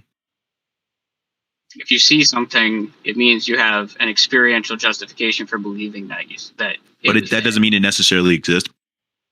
Correct. Okay, so you have perceived God not to exist, but that doesn't necessarily mean God exists or doesn't exist. Is that what you're saying? Yeah. So how do you know God doesn't exist? You don't. And how do you know he does exist? You can't. The point is, if I have a justification for my belief that he doesn't exist, and it is the case that he doesn't exist, then I know he doesn't exist. Well, this violates the law of non-contradiction. No, it doesn't. How can something both exist and not exist at the same time? You're violating. This is basic law of thermodynamics, dude. I didn't say something could exist and not exist at the same time. Okay, so how is it possible that I see that God exists and you don't see that God exists at the same time, and both of our beliefs are true? Well, no, I didn't say that both of our beliefs are true. Okay, so how's my justified belief not justified? Can you explain? Well, no, that you can have a justified belief that's false. Okay, so how do you know your justified belief is true? Well, all I have is my belief and my justification, and so do you. That's the point. Okay, so you're basically saying that you don't know anything? No, that's not what I'm saying, right? Because if I have a justification, so say just take a proposition of, let's say we flip a coin, right? I don't like probability. It doesn't matter. It's whatever Because example. probability asserts that you believe in God. All right, let's say it's about a sports game that neither one of us have seen yet. Right? I've seen the sports game. No, but look, this is an example, right? Yeah, but the false analogy is coming in because I've seen. So look, do you think you can see like absolute truth like directly? Yeah, I've seen absolute truth. Oh, how did you see it? The Bible. So you were reading the Bible. Well, God allowed me to read, and I presupposed God by reading. See, the thing with you is that... Wait. So was it by reading the Bible, or was it before that? What do we... Well, I think everyone's born knowing God exists. It's a necessary prerequisite for existence. Well, how do you know that when you're first born? What's the justification? God just did it. No, but how is it justified? I mean, your justified belief system means that nothing can be justified. Basically, you're saying that we can justify something from our senses, but that doesn't necessarily mean it does or does not exist. So why would it have to necessitate? The justification doesn't mean that it's necessitated, right? Have you read 1 Timothy 2:5? No, go ahead and read that. No, it was just a side question. Hey, before we get too far, I want to actually say something. It's not to you or anybody else on here. There's actually people that want to talk to Franks and like other people here. So if you guys could wrap it next maybe 5 minutes or so. Padawan Fairy, I'm going to add you as a friend really quickly. I think we could have some interesting talks. Okay, so look. I mean, on the Trinity stuff, which we started on, which I guess we should finish on. Yeah, we both believe in the Trinity now, yes. No, the point is that if you wanted to draw that triangular diagram with the is not between the vertices and the is pointing towards this thing in the middle that says God. Yes. The problem with that, when people are talking that about diagram. Yeah, I understand. Are you going to apply your human knowledge to God's knowledge in forms of logic? I mean, it seems like whoever drew that diagram is trying to do that, so why can't I do that? Well, I don't think any real Christian would do that, so. Okay, well, the real criticism that you can level that's, like, really easy is that, you know, if A equals B equals C, and then you say, like, A equals D, B equals D, C equals D, then, yeah, they're all equal, and that's fine, right? Talk about a lot of D's. But if you say A does not equal B and B does not equal C, and then you try to say A, B, and C equal D, then you're violating, like, identity. Can you prove that identity applies to God? No, I can't. But if you just want to say that it doesn't, right, then you're saying like these inferential rules and transitivity relations in classical logic don't apply to God, which is fine. Well, they don't. So, and you can't prove they do. So, discussion is ended. If you want to learn how to better, I see you're a Christian now, right? So, if you want to learn presuppositionalism more, yeah, we can like direct message each other if you know how to do that. I'll DM you and we can gay back. Open-minded people convert to Christianity pretty fast once they see the truth. No, they don't. So the funny thing is that he admitted that they do violate the law of identity because when did I say that? You totally did, because you said that they don't apply to God, therefore they violate the law of identity. I said, can you prove they prove? It doesn't matter. You said it doesn't matter that they violate the law. Can you prove that? They don't matter. You said it does not matter. Can you prove that, yes or no? Hold up, yeah, you can. I just did. Exactly. You can't prove it. Therefore, God exists. No, but I just did, and you agreed. He has conceded. he has conceded the whole point of the debate. Literally towards there at the end, he goes, yeah, they do violate the law of identity, but it doesn't matter because they don't apply to God. So literally just keep moving goalposts until it works out for you in the end, buddy. Yeah. Dipshit. Address something real quick. Are you going to move him back up? He was. Nah. All right. Hey, Chris, let me ask you a few questions. The debate The whole was debate originally. started because you contested the fact. Listen, you gay Buddhist. Okay, we were having a fine conversation until you interrupted us. Hold up. Everybody say goodbye to the asshole real quick. Okay, you gay dude. Wait, Nirvana. I actually want to talk to the See, guy. this is what the I gay actually Christian want to have a do. conversation You with the know. guy. Any last words? Nirvana, I want to have a conversation with the guy. Can you not The kick him gays out? do this a lot. Nirvana, And I'm if you recording this. ask him, Nirvana, ask if you Guys, everyone be quiet. All right, so here's my response. Him throwing out gay slurs and shit can get us booted. Yeah. We've gotten fucking worse shit. We've gotten fucking problems over less shit. No, I mean, for real. I listen, Nirvana, he definitely deserved to get kicked. I'm sorry to anybody that wanted to fucking debate this asshole, but like he said, he did just admit that, like, yeah, I'm just gonna throw logic out the window whenever I get cornered. Yeah. Multiple times. Yeah. So I'm sorry that you wanted to talk to him, but he's a liability to the server. Yeah, all I was going to ask him is, show me proof that Jesus is the embodiment of God and Jesus is the prophet of God and the teachings of Jesus were correct over the, let's say, the teachings of Moses, besides the Bible. I mean, did you hear how I just going walked to use him my through signature. just going I By was the going way, to Nirvana, did you keep changing his name? Oh yeah, that was me. Yeah. Oh. I feel like he might have been.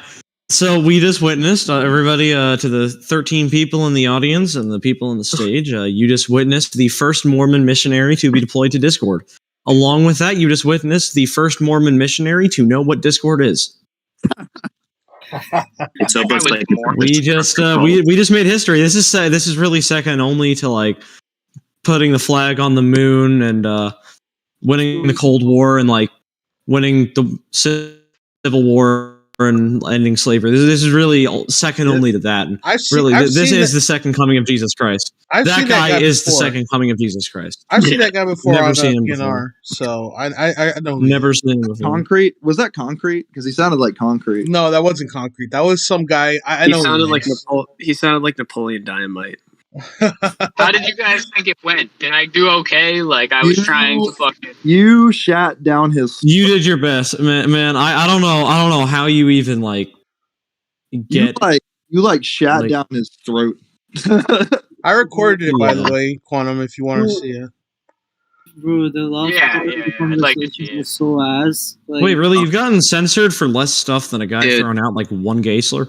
Well, not here, but in other servers have been shut down for less than that. Oh so. wow, that's Frank's was part of one. Frank's was part of one with me. Yeah. Oh, that's interesting. We went through it one time. Yeah, you guys should have ended the conversation when he said he knows absolute truth by reading the Bible. Like, yeah. Wait, so I have a question for him because he was saying that no human can interpret God because God doesn't operate in the bounds of logic. You should have asked him if he thinks he's the second coming of Christ, because he said that he's operating under the bounds of logic of God and no one else is. Yeah. So did you ever think that this guy just has a God complex? Probably does. Like, I don't know. There's a few points that I wish I hammered like at different times too, because like once he's gonna say that like, oh, I can know all this shit from reading the Bible, it's like, well, look, there's Christians that disagree with you who read the Bible. You know, I was trying to play the angle, like. I really think that no matter what you say to a person like this, you will regret something, because it's impossible to address everything. He brought up nonsense so quickly. Like, you remember how we just mentioned, oh, that's basic thermodynamics for no reason? Yeah. Well, the thing, here's there the is thing. no possible way you could have done better than you did. That's my opinion. Well, thank you. I like to go at it where I just I grant them as much as I possibly can. Right? Like, that's... Yeah. Like, I don't want to try to argue with them on every point. I want to be like, yup, and then be like, okay, but like, you realize this makes no sense now, right? So have you guys ever felt more thankful for? I mean, like, I know I've had my grievances with him, but I've been trying to get MBJB up in this bitch, like, to help this guy, because I think MBJB is a better precept, personally. But then again, he is. Yeah. Would they be willing to debate a Cthulhu presuppositionalist? MBJB is the only person that's a theist that I've ever met like can match my level of assholery. Huh. That seems like a hard one for anybody. Anyways, I thought about going into Darth Dawkins' clubhouse as a Cthulhu presuppositionalist. Yeah, I did a shit job at trying to like explain to him that that's the presup argument that I was using, and like if he's gonna ask if he's gonna ask me like the justification of those premises, then he needs to like provide the justification for the premise. I know who this Kyrix guy is. I think I'd talked to him about something like 7 months ago. He's a conservative with a BLM profile pic. Wait a minute. Hold up. Okay, so wait, when did you talk to me? I think I talked to you either in this server and another one like 8-9 months ago about something. He literally I think I remember you, yeah. He said, hold up. Yeah, I said, hold up, wait a minute. But yeah, I'm basically here just to learn, and I just want to ask people's opinions. So, like, do you guys believe that like a God could be possible? It depends on your definition of God. Deistic God or something? So deistic God, sure. Yeah, deistic God could. Hell yeah! I've always said like I have less problems with deists and like pantheists because like I think that they actually are like really interesting to talk to because they provide like personal insights as to like why they personally believe in like the existence of a god or the non-existence of a god. You know, so really what it's going to come down to. I'm more okay with polytheism and deism than I am with majority of any other religions. I think for me it's mostly Abrahamic religions. Like I basically believe that there's deities, but then there's also like a supreme being too. Oh, you're going to like Egyptian shit, and like Greek shit. Can I bite real quick, guys? Egyptian gods are cool as shit, dude. Fucking Nirvana. You should hear my stories about the Egyptian pantheon. I have fucking stories. Did I ever tell you the story of the creation myth? Gaspar needs to be a stage mod in here. Yeah, make him a stage mod. He used to be. I don't know what happened. There you go. You should make that one guy, the guy in here before, the Mormon missionary. You should make him a stage mod. Hey, so I missed the tail end of that. Whatever that. Oh, it was something special, man. It was like, you know, the special ed class in your elementary school. Yep. This guy was the student with Down syndrome in your special ed class, and now he is a religious prophet. He's the first Mormon missionary to be deployed to Discord. He's also the first Mormon to know what the internet is. Max, I just want to let you know. I just want to let you know that my younger sister has Down syndrome. Oh, sorry. And I don't. You're a total scumbag, dude. That's messed up, bro. I'm just fucking with you, dude. Make fun of Down syndrome all you want. Okay. Wait, does your sister actually have Down syndrome? No. Okay. Do you actually have a sister? You turned into such a pussy so quick, though. Anyway, no, I was gonna say like sorry for offending you. It's still a funny joke. Like I'm sorry that I'm not offended. Stop being such a pussy. You know what you Gaspar? Fuck your Down syndrome. Listen, sister. I'm in college. I've had to get used to this because I said that to someone. I want you to keep in mind someone on my college campus. So someone on my college campus is protesting. So this is a Chinese person. Keep in mind an Asian, some type of Asian person. I think he was Chinese, protesting that every person that doesn't have Native American heritage should move to South America and should leave America. And I told him, like, fuck you. We've made this land successful. They were cannibals. Like, we made the land successful. And the guy pulled a knife on me. So the Native Americans were in South America too. Yeah. So I've just kind of gotten used to it now that, like, I mean, they are anti-gun, which makes things a little bit easier. But, like, nowadays, when people get offended. That's another issue in the first place. Just don't get offended at shit. Like, jokes are jokes. They shouldn't be taken seriously. But watch your jokes. Make sure they're funny and not don't look. Jokes are jokes, but like that means that they're funny. Yeah, I think. Yeah. And you have never happened to dad jokes. You have to also keep in mind humor is nearly completely subjective. So that's part of it that makes it a circus act to try not to offend people. I think you should just say the jokes that you think are funny. And if somebody is saying jokes, don't do that. No. Don't say the jokes you think are funny. Say the joke other people think are funny. That's why are you saying? Like, look, only say jokes if you think the other people will laugh. Don't try to do like jokes that only you think are funny. Yeah, like if you're like around a bunch of conservatives and like you just want to go up there and be like, "Yo, man, I saw this guy biking down the highway the other day, dude, with an Antifa shirt, and I threw a fucking rock at his ass." And you think they're gonna like love it, dude? Just fucking do it. You know, like, okay, I'm sorry. Like dark humor has become more prominent, I guess now. I think it's good. First of all, I think dark humor should be more prominent, dude. Dark humor is good. Bible Belt. I'm always for the Bible Belt. I lost my socials twice. I'm sorry, but like even if you don't like dark humor, would you rather listen to dark humor or Hannah Gatsby? I'm not saying that I wouldn't laugh at some of the jokes you're talking about. I'm just saying that like just be careful when you're telling jokes. That's all. Hey guys, wait up. Quantum dark humor. But I've gotten used to kind of like taking shit back because once again, I don't want to get my throat slashed off because someone got mad at my joke because someone you don't SJW Hey guys, got mad at my joke. Dark humor is like food, not everyone gets Wait it. up. I think Matt Slick is in the audience. Does anyone want to talk to him? Who is he? I have a few questions for him, but he never responded. So I would, but you got to Are we getting back to I'm the always God up to topic? talking to people. Who's Matt Slick? Exactly. he's a Christian apologist who runs Karm. A better precept. I want to talk to this Canadian guy. Catholic. I want to talk to this You guy. should hear about my conversation with Canadian Catholic. That was fun. I should have Canadian Catholic. He kicks everybody for no reason. I cannot say one thing. Canadian Catholic is Right. thick with My Susie. entire conversation with Where Canadian is Canadian Catholic. Catholic nowadays? Does anyone know? Well, I got into his conversations are pretty much piece of shit. So Thanos snapped them out of existence. Canadian Catholic hangs It was out very in fun. the Friction server a lot. Friction? Now. Oh, okay. Yeah, with Detroyer.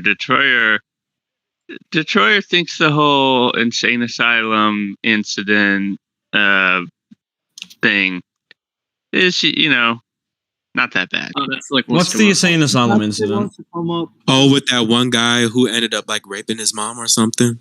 Hey, guys. Yeah, that's what happened. Yeah, Matt Slick wants to come up. No, I just. Wait, what is the insane asylum incident? This dude that you guys wanted up wants to come up. Nobody's. Well, no, coming I up. invited him to speak. So Wait, I'm curious. What is the insane asylum incident? You'll have to ask one of these guys about the Chronicles of Canadian Catholic. The Chronicles of Canadian Catholic. Canadian Catholic. I sent him 1,000 pounds of pound cake. So I can explain. I can tell you this. Have you ever heard of the Legend of Canadian? In the Legend of Canada. Well, it kind of didn't exist because everybody stayed locked up and they couldn't get any resources. All their truckers quit. They're all starving to death now. But have you heard of the Legend of Canada? At one time, for 4 minutes, they were a successful land until Vermont also started making maple syrup and made gay marriage legal. And the second that Vermont made gay marriage and maple syrup legal, they became Neo-Canada. Why are we doing this? They need to bring back Discord stage discovery so then that way it could become more popular again. Yeah, for sure. That was a big thing. I've been Max, I must say, you back. sound kind of like Mr. Garrison. Yeah, we need people to discover Canadian Catholic yelling at people, please. No, not him. He's like, dude. We should get Canadian Catholic to perform a Discord baptism. Guys. Okay. Look. We're gonna talk about the hold up. We're gonna talk about the Trinity. Okay. We're gonna talk about the Trinity the way that Thomas Aquinas talks about it. Okay. So we have and hell located under the Earth's crust. Matt, you gotta hop up here, man. I'm doing a fucking Canadian Catholic impression. You gotta hop up. No, but he's right though. Look, he was asking us to donate on his channel. The funny thing is, I actually got him to admit that he's an abusive piece of shit. Wait, can we let Gaspar debate Matt Slick? That'd be fun. I'm asking him if he wants to come on. I just have a few questions that he never answered. He might be busy. Yeah, he might be busy. Yeah. Well, look, if Matt's not busy, can we let Gaspar do it one-on-one? God, this was also very interesting. That would be fun. The one guy, Mr. Mormon Missionary, his biggest argument, and Foam, I think you'd agree with this. The man's biggest argument was, well, if they don't agree with me, they're not a real Christian. Yeah, basically, but I hate it when people strong arm trying to you. drive on that. Like, it seemed like he just kept trying to say that it made sense, and then he was like, when I was like, yeah, but here's how it doesn't make sense, he was like, oh, well, it doesn't apply to God. So that was what I heard. He's the first guy to beat his dick to the Bible. That was really. This is like the most extreme case of precept I've seen. It's like the moment you corner him with something, it's not going to apply to God. I promise you. He ranted about thermodynamics. If you used thermodynamics against him in a way that corners him, he would say that something here doesn't apply to God. Like, no, he would say thermodynamics doesn't exist. Hey guys, what are you talking about? What's a thermo? Okay, you can't have. If you believe in thermodynamics, you also believe in God. That's what he would say. Hey guys, define thermo. They only look at the second law of thermodynamics. All right, what's up, Frank? Yeah. Matt Slick wants to come up, so if Gaspar wants to go with him, that'd be fun. Fuck yeah. Gaspar, are you good? Sure, yeah. I want to see. Okay, all right, audience. Yeah. I'm so hyped. Well, Matt Slick has his hand up. Yeah. He has to accept the invite. Mr. Slick, you have to accept the invite in order to come up. Just it's on the top of your. Hell yeah! What's up, Matt? Hey, Matt, how you doing? I'm doing all right. How are you guys doing? Hey, Matt. How you doing, bud? Pretty damn good. I'm building a card deck right now.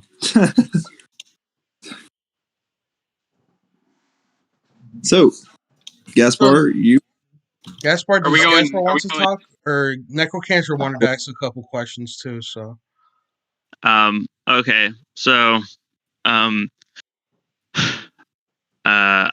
might not be in the most confrontational mood right now, so I don't want to disappoint everybody. But that's even better.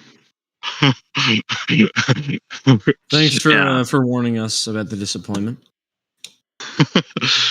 You'd be a great father. Thank you. I am a father. Oh, so, nice. Yeah. What's up, Matt Slick?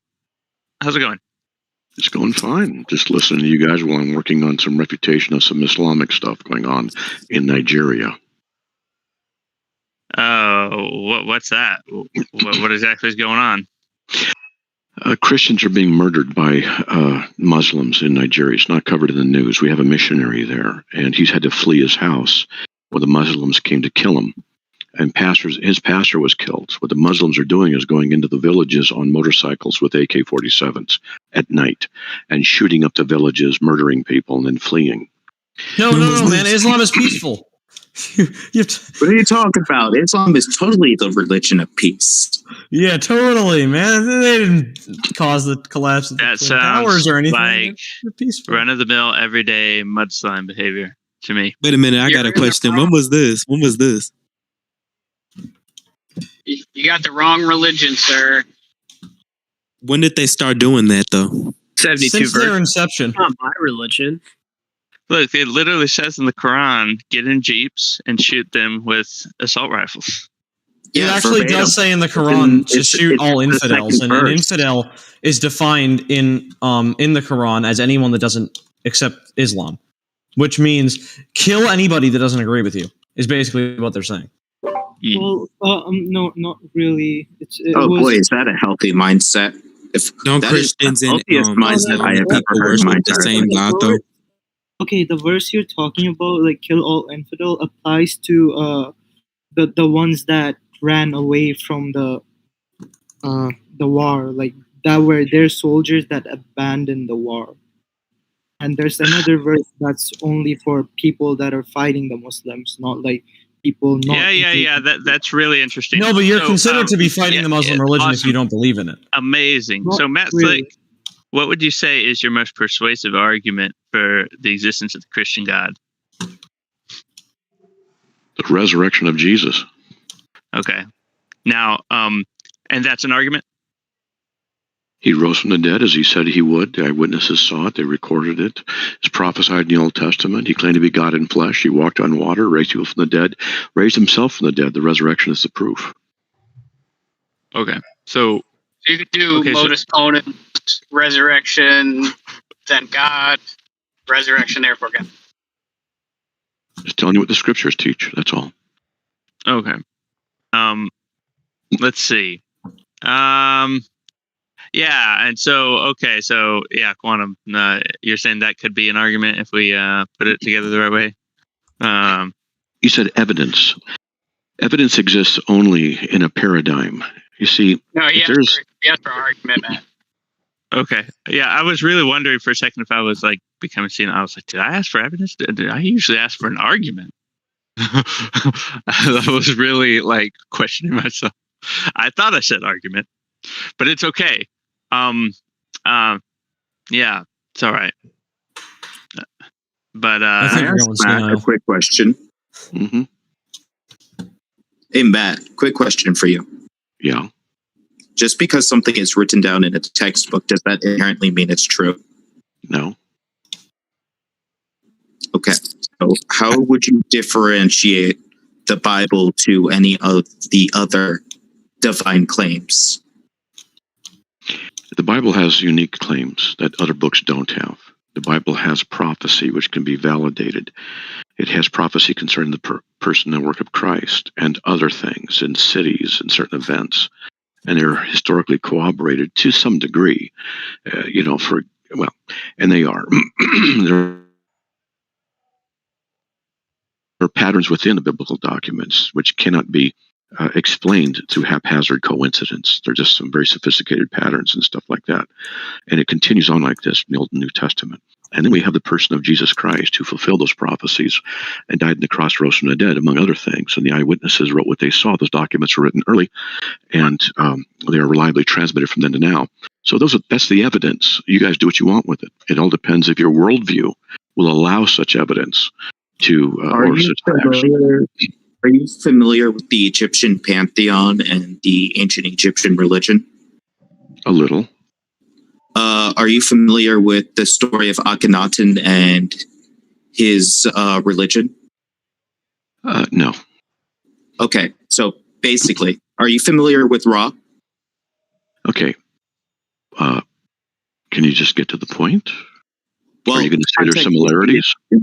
The context is needed in order for understanding. What I'm trying to point out is that there was a good bit of prophecy created by Akhenaten about... Can you show me those? I'm sorry? Please show them to me. I can show you the biblical prophecies. Right here, I've got my website. Please show me the document. Remember. Mm-hmm. It's in a book. Give me a second to find the book. Sure. All right, so I just have a question for Matt Slick. Okay. I just wanted to ask you, if you are a Christian, what are your thoughts on Adam and Eve? Do you believe that they existed? If so, how do you think that all turned out? Yes, I believe they existed. I don't know what you mean by how it all turned out. Do you think they were the first humans, actually? I was just going to ask real quick, though, like, what would their offspring reproduce with? Would they reproduce with each other, or would they reproduce with apes? Okay. No, they had sex with each other. Their genetic line was perfect back then, so it didn't. It took many generations before they finally said no more interbreeding. So Matt, just real quick, when Cain and Abel, or I think just Cain, goes off to live in the cities, were those spawned by other children of Adam and Eve? Yes. You don't hear about in the Bible. Okay. Yes, because it says, I think it's in Genesis 4. I can find the verse here, but it says there were other children that they had. So yeah, they had others. Don't make the mistake of thinking Adam and Eve only had Cain and Abel, because it does say there's other children out there. So what Cain and Abel did, it was recorded in the scriptures. It does not mean there aren't any others out there. It's simple logic. Why do you think? Right. Why do you think they were special? All right, yeah, I'll let Gaspar. But why do you think Cain and Abel were that like that. I can't understand when two people speak. I can't understand you. Sorry. Yeah, I got this one question, and I'll let Gaspar speak after that. But like, what do you think? Why do you think Cain and Abel were singled out amongst like the children of Adam and Eve? Because they typify to some degree works and faith in a soteriological issue, which ultimately is fulfilled by Christ. When the pre-incarnate Christ was walking in the garden with Adam and Eve, they hid themselves after they sinned. They covered themselves with their own works. He rejected those works and covered them with animal skins, implying the shedding of blood, which points to the shed blood of Christ later on. So it's a pre-incarnate Christ in that garden, and I've been to Israel and seen the garden where he was shortly before he died. So he began the gospel in the garden, finished it in the garden, provided the animal sacrifice there, and himself as that as not animal sacrifice, but as a sacrifice. So we just see the typological consistency. With Adam and Eve, with Cain and Abel specifically over the other children, though. Were they what other children? Like, why would the Bible focus on them over the other children of Adam and Eve? Because they were representative of law and gospel. One offered a sacrifice of their own works of the hand; the other one did not. The one with the works of the hand was rejected, symbolizing an issue of soteriology, the doctrine of salvation. It was not by works. And so it was typified. So it's really just kind of a story where, like, they could have told a similar story about the other children, but they didn't, right? Right, they didn't. And so it was chosen, these two were chosen for a reason as a representation of the future soteriological system. Okay, all right. Also, that is in Genesis chapter 5, where it says that Adam and Eve had other sons and daughters, in Genesis chapter 5, verse 4. But also in Genesis chapter 5 is a genealogy between, so-and-so begets so-and-so begets so-and-so begets so-and-so. Pretty boring stuff. And it goes on for the entire chapter. When you take the names in Hebrew and you translate them into English, you get a sentence. It's appointed to mortal men sorrow. The blessed God will come down. When he dies, it will come, bringing to the despairing hope or rest. So that's just the stuff is in the Bible like this all over the place. But so, all right, Necrocancer, go ahead. One more. Oh, sorry. Yeah, so I sent you a few questions actually on text, but yeah, I just want to know why God would allow the most important message of all time, vulnerable, describable errors, apologist, and the fallibility of human reasoning rather than directly reveal the knowledge that would be necessary for salvation. I can't understand you. You got to understand. I have 80 decibel ringing in both ears and slight hearing loss, so I sometimes just can't hear people. Yeah, my bad. So I just wanted to know why God would allow the most important message of all time, vulnerable, describable errors, apologists, and the fallibility of human reasoning rather than directly reveal the knowledge that would be necessary for salvation. He did reveal the necessary knowledge in Exodus chapter 20 with the 10 Commandments and the people of Israel, and many of them rejected him, even when they saw the miraculous works. And even though the Pharisees saw the miraculous works of Jesus, many of them rejected. So when you say, why would he do that way? Well, if he were to give it in direct revelation, people still reject. He gives it in written revelation, people still reject. It's the nature of God to do that. So the question is kind of a moot issue. God chose to reveal himself in creation, in person of Christ, in Scripture. And if your worldview is sufficient, then it can encompass these facts, and you can deal with them hopefully accurately. But if your worldview is insufficient, it won't be able to ascertain their validity.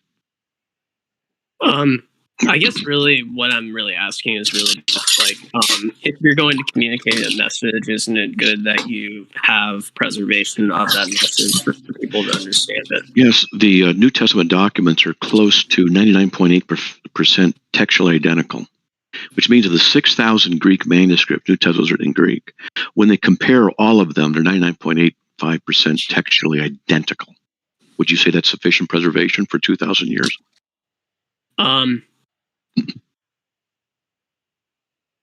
Yeah, I guess you can say that. Yeah, I would say so too.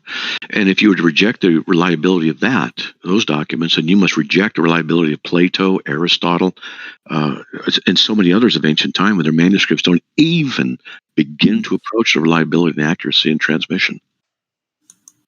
Yeah. I mean, I guess really, I know, like, for example, like the transmission. You're going to say yeah to that, necrocancer? What? How weak. For what? He just equated the Bible with Plato and the rest of the ancients. But no, carry on. This is your exchange. No. That's not what I said. I didn't equate them. I said that the historical reliability of the New Testament documents far exceeds that of any other ancient writing. That's a fact. In its reliability, in its physical preservation. Yes.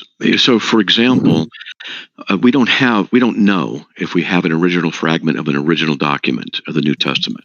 There's a possibility that one may exist, a small 2-inch by 2-inch fragment. But they can't tell if it is original because, well, how do you know? But they have a fragment of a Greek document, and it's so old, they can tell by whatever methods these experts do, they can tell it's extremely old, probably written in the 1st century. It might possibly be an original fragment. Okay. We have copies, full copies and partial copies of different segments and different things out of the New Testament. And there's 6,000 of these that have been discovered over varying times and varying locations. And their accuracy of copying is incredible. It's just stinking incredible. Okay. All right. Listen. But you told him that if you reject those documents, then you also need to reject Plato. And I would say that when I read a book and I examine its content, I don't reject it based on how well the book or the pages are physically kept or whatever. I examine it based on the content, and I would say that Plato mainly talks about philosophy, and he doesn't make claims that have these extraordinary, if not impossible, burdens of proof to me. Well, that's so for that reason. That's the transmission, though.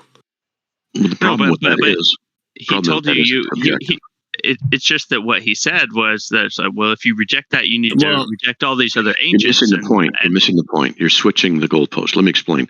Plato's I'm not shifting the goalpost. That has specific parameters. Okay, let me explain. All right, explain. Okay. You know how many copies there are of Plato's documents? Of his writings? How many? 7. Okay.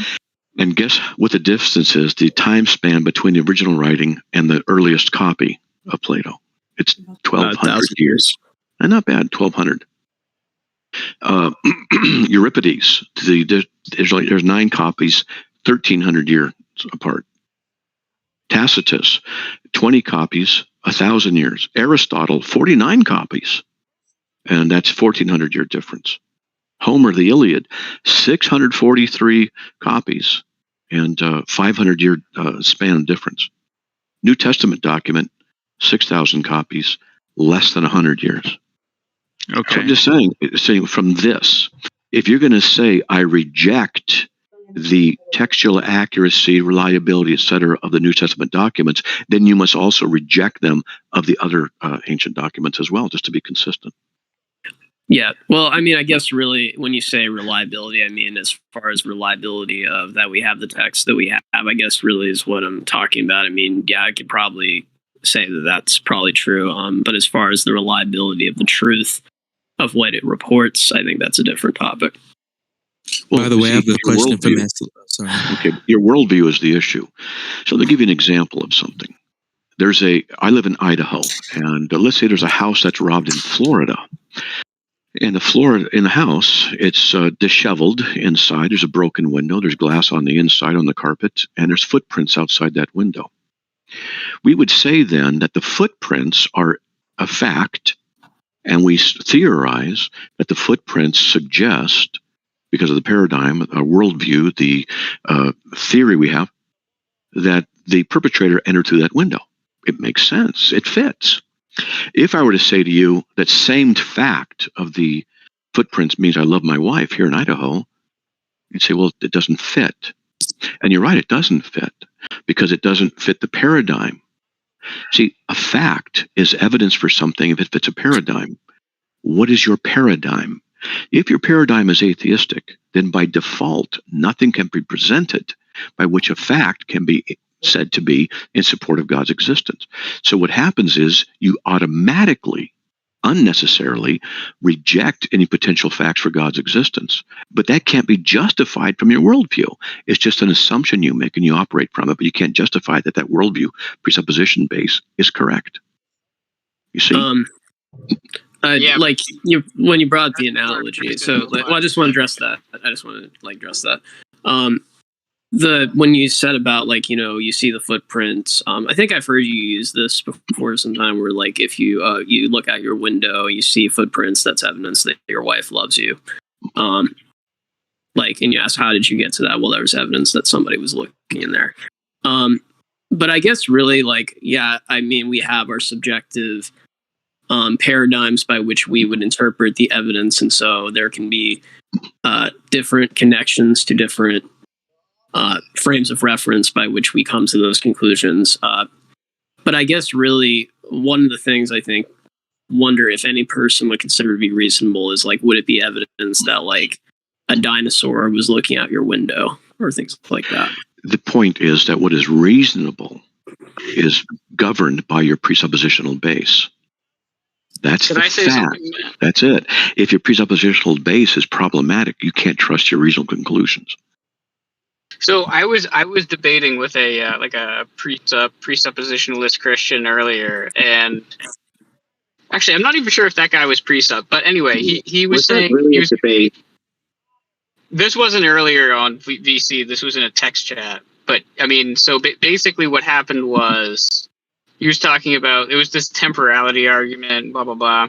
We got through it, and then he was just like, "Well, look, I'm just going to keep believing in God. I don't care about if this makes sense. It doesn't matter to me. I'm not going to stop believing in God. It doesn't matter what you show me, right?" And I could understand that, and I actually get how when Christians come on and try to debate their religious views, that in a lot of cases it's I mean, look, I have respect for what you guys are doing, because I get that it's I'm defending something that means a lot to me here, right? And maybe atheists, Right.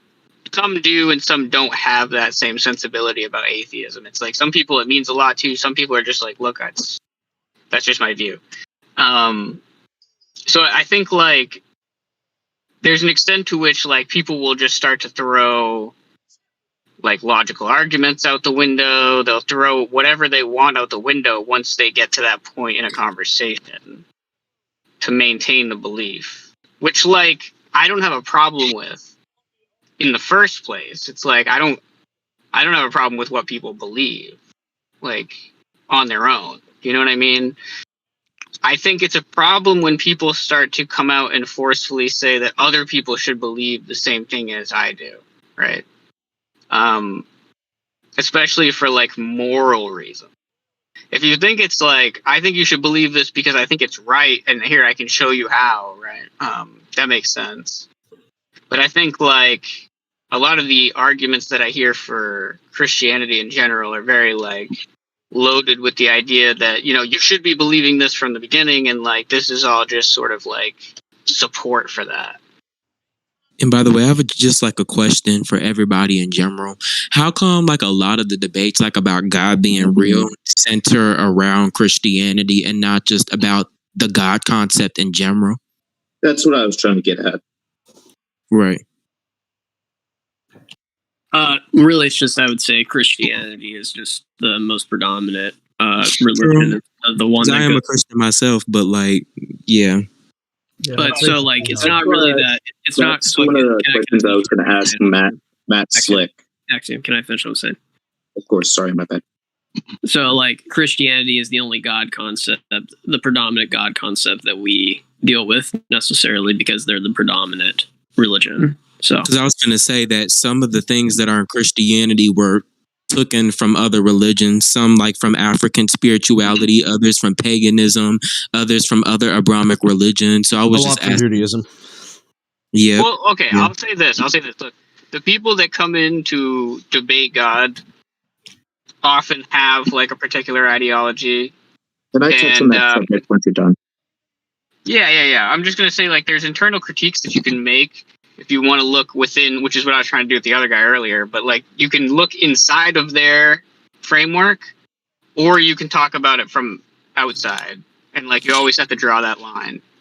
Oh, okay. Because I was also finna ask you guys just real quick. When I asked you guys whether or not a deistic God could exist, and you guys said yes, how do you think a deistic God could be possible?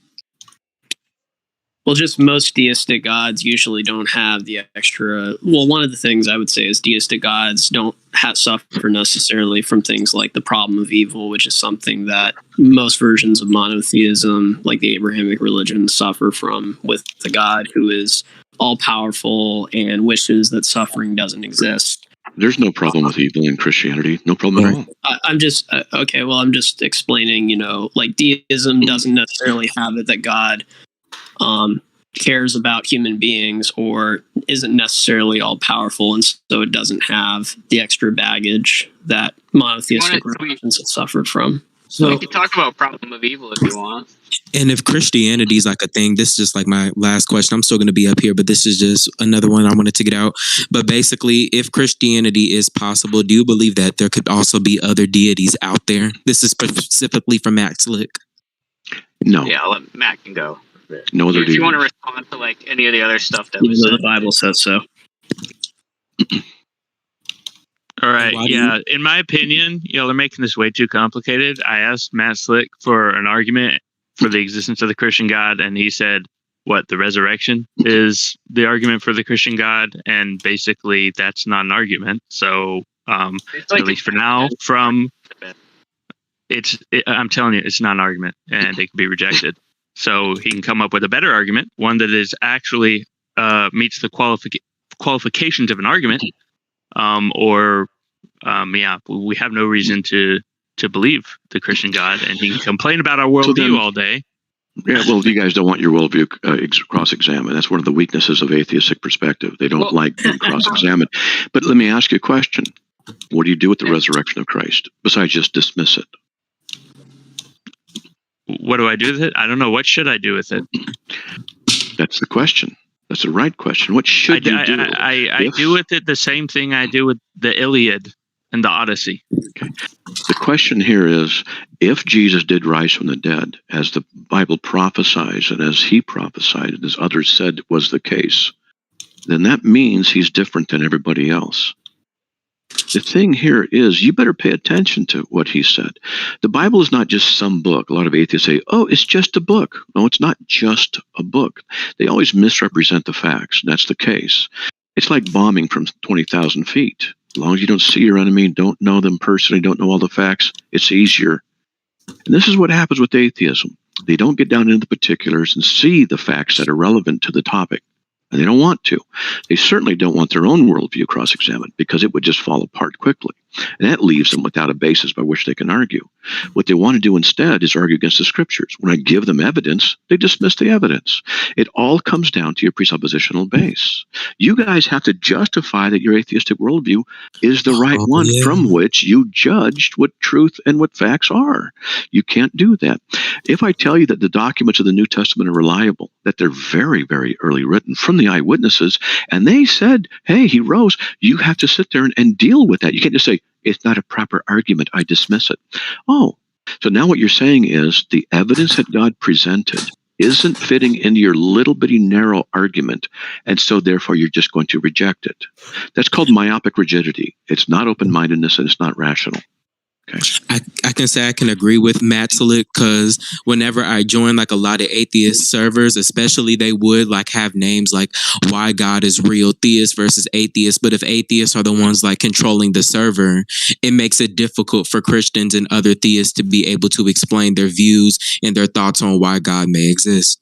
Okay, so I'd also like to get a question from Matt Slick, because personally I'm Jewish, so I don't believe in an afterlife or anything like that. So what evidence do you have besides the Bible that an afterlife is real and that there is a heaven and hell? And if so, how would it be determined if you go to heaven or hell? I believe in the scriptures. So you guys don't want me to answer. I won't answer. Keep interrupting. I won't do it. Up to you guys. I mean, I'd like you to continue the whole time. So. Yeah, sorry about that, Matt. Go ahead. Okay. I forgot the question. So okay, sorry. What proof do you have besides the Bible of an afterlife? Personally, I'm Jewish. I don't believe in an afterlife. When you say proof, do you mean that do you mean by proof that there is no way to argue against it, and it means that if you accept that proof, you have to believe in it? What I mean is something that could definitively prove that the correct belief and the fact-based belief is a belief in an afterlife, to where there is more evidence of an afterlife than of the absence of one. Well, let me give you two things. One, the scriptures themselves are sufficient in themselves to be able to declare that, but because you reject that, you can also go to NDEs, near-death experiences. Now, the reason that I will point to these is because, having researched them, there's only one set of NDEs that I think are very convincing, and that is of the people who are born blind, have never seen, and there are several accounts of this documented where they're on the operating table for whatever reason, and there's a problem, and they, so to speak, die, they're brought back, that kind of thing. And when they come back, they describe what they saw, and they recognize people by their voice, describe things that they saw, where they were, and there is absolutely no place, no way that they could have gotten the information. And this is happening more. This happened more than once. It's called, the NDEs. So if this were, we can't verify right this second that all these are true, but if they were, would that be sufficient evidence to show you that there's an afterlife? Well, yeah, if they were true, that would be that would be very good evidence. Okay, you might want to research them. I read some books on it, and it's been a few years. And when I do reading of books, I collect documents and stuff like that. So I've been doing this for so long, but that's one of the things that is, to me, I would go, man, that's interesting. That is interesting. How do you explain that? Yeah, it does sound interesting. Also in Judaism, for example, because a lot of the afterlife is based off of being holy. So under Judaism, there's 613 commandments, not just 10. So under your belief of the absolute holiness of an afterlife, I don't know what type of Christian you are. I know you guys have like 5 different versions of it, and you guys are all kind of in a war with each other of which one's the best. But I know what? That's not true. All the same. Oh, really? So do you just all kind of coexist? So you know, I've been defending Christianity for 42 years, and I have Masters of Divinity, been studying it. My website's had lots of visitors. I write a great deal. So I can answer those questions about Christianity, what the essentials of the faith are, and where someone is outside of those. I war, for example, with Catholicism, which is apostate. It's false. Yeah, I agree with you on that. Catholicism is false. It's a joke. But there are differences of opinion on minor issues within Christianity, and we can have differences of opinion, and that's fine. And we're still Christians. Okay, so to me, because of Judaism, would that, under your belief, would then, in the situation of an afterlife, would it mean that I have to follow all 613 commandments, some of which in modern day society are pretty much impossible in order to get into a, let's say, heaven? And also, if so, if you have to follow all of those commandments, then would that mean that God is intentionally condemning the majority of people to an eternal torture, or do you believe that hell is just the separation from God? Hell is a separation from God in Old Testament, Isaiah 59:2, but in Mark 3:29, 25:46, Revelation 14:11, and 20:10, it's conscious torment, eternally outside the presence of God. That's what it is according to the New Testament revelation. And so This is what you are waiting for, and you others in here, according to Jesus, according to the scriptures. And I don't want you to go there. I also have a question for Matt Slick. I wanted to ask you, do you believe that hyper-accelerated evolution could be at play if Adam and Eve happened about 6 to 5 BC? No. When did Adam and Eve occur? I don't know exactly. 6, 7, 8,000 years ago. I have no problem with. Okay. Hyper-accelerated evolution doesn't work. It's mathematically impossible. You should do research on what's called the mathematical challenges to the neo-Darwinian theory of evolution. It's hugely problematic. See, basically, this is a way oversimplification, but you'll get the point. Everything is math. Now, that's not the case, but when scientists and mathematicians and physicists say everything's math, what they're saying is that math relates to everything. You build on paper, you build a roller coaster, and you have the engineers build it, and it works. Why? Because math works on paper. And when it's actualized, there it is. It works. We're safe. It's all good. And, equals MC squared and relativity and all this, it's mathematics. So mathematics relates to actuality. And if you find that there's no mathematical support for something, or that something exists that cannot be compared in mathematics, then how can you validate it, or how can you assume it's truth? If something occurs in real time, then there should be some evidence, some rationality, some mathematical relationship, somehow, some way, different degrees by which you can judge truth values and recognize the transcendental nature of math, which is another topic, which the preconditions necessitate a universal mind. Okay. And is it okay if I ask 2 questions? Sure. So question number 1, and that's something that I never understood. Assume Jesus resurrected. How does that prove Christianity? It's hard to understand you. Sorry. Jesus is what? Assume Jesus resurrected 2,000 years ago, but he resurrected. I grant you that. You believe that? No, I don't, but I grant you that. Granted that. How do you know Christianity is true? Just because he resurrected. How do you know? Because he rose from the dead. Which entails Christianity how?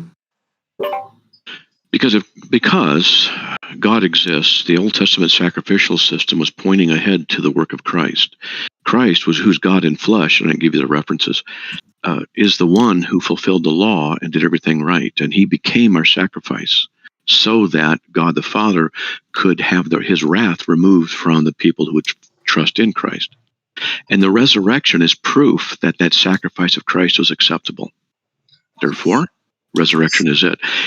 If Christianity is falsifiable, if you can demonstrate within reason that Jesus did not rise from the dead, then Christianity is false. It's based on that. Okay, fine. My second question is, how do you know God isn't lying to you? Whatever attribute God has, he cannot possess its opposite. If God is good, it cannot also be the case that he's not good. It's either the case that he's good or it's not the case that he's good. So let me say this again. Okay. Whatever attribute God possesses, he does not possess its opposite. If God is a liar, then he cannot be a truth teller. Because everything that he would be saying would be based on lies. But we can discover lies by seeing how they contradict actuality, reality, and are self-refuting. And none of that occurs inside of Christianity. So God's not lying to us. But you can't deny the possibility that God just puts a fake reality in front of us. That we have. Well, actually, what I was thinking is that you may have a point there, because I don't think you're real. I think God may have made you from an android from the 8th dimension on the galactic universal thing called the Blue Knot. And so therefore you're really one of them. And I think that you're just playing a game from that thing. You probably have 3 heads and maybe 5 or 6 arms from that other dimension. So, why should I continue talking to you? Matt, the point is this. You're always talking about how we as atheists should have some basis for our beliefs. But I just asked you to solve the problem of hard solipsism, which might be the most fundamental epistemological problem. And can you convince me you're not from the 8th dimensional universe? Please convince me. Convince me you're not from the 8th dimensional universe deceiving me. Maybe I am. Yeah, see, there you go. There you go. So when I use there's a problem. When I use the same criteria, let finish his thought.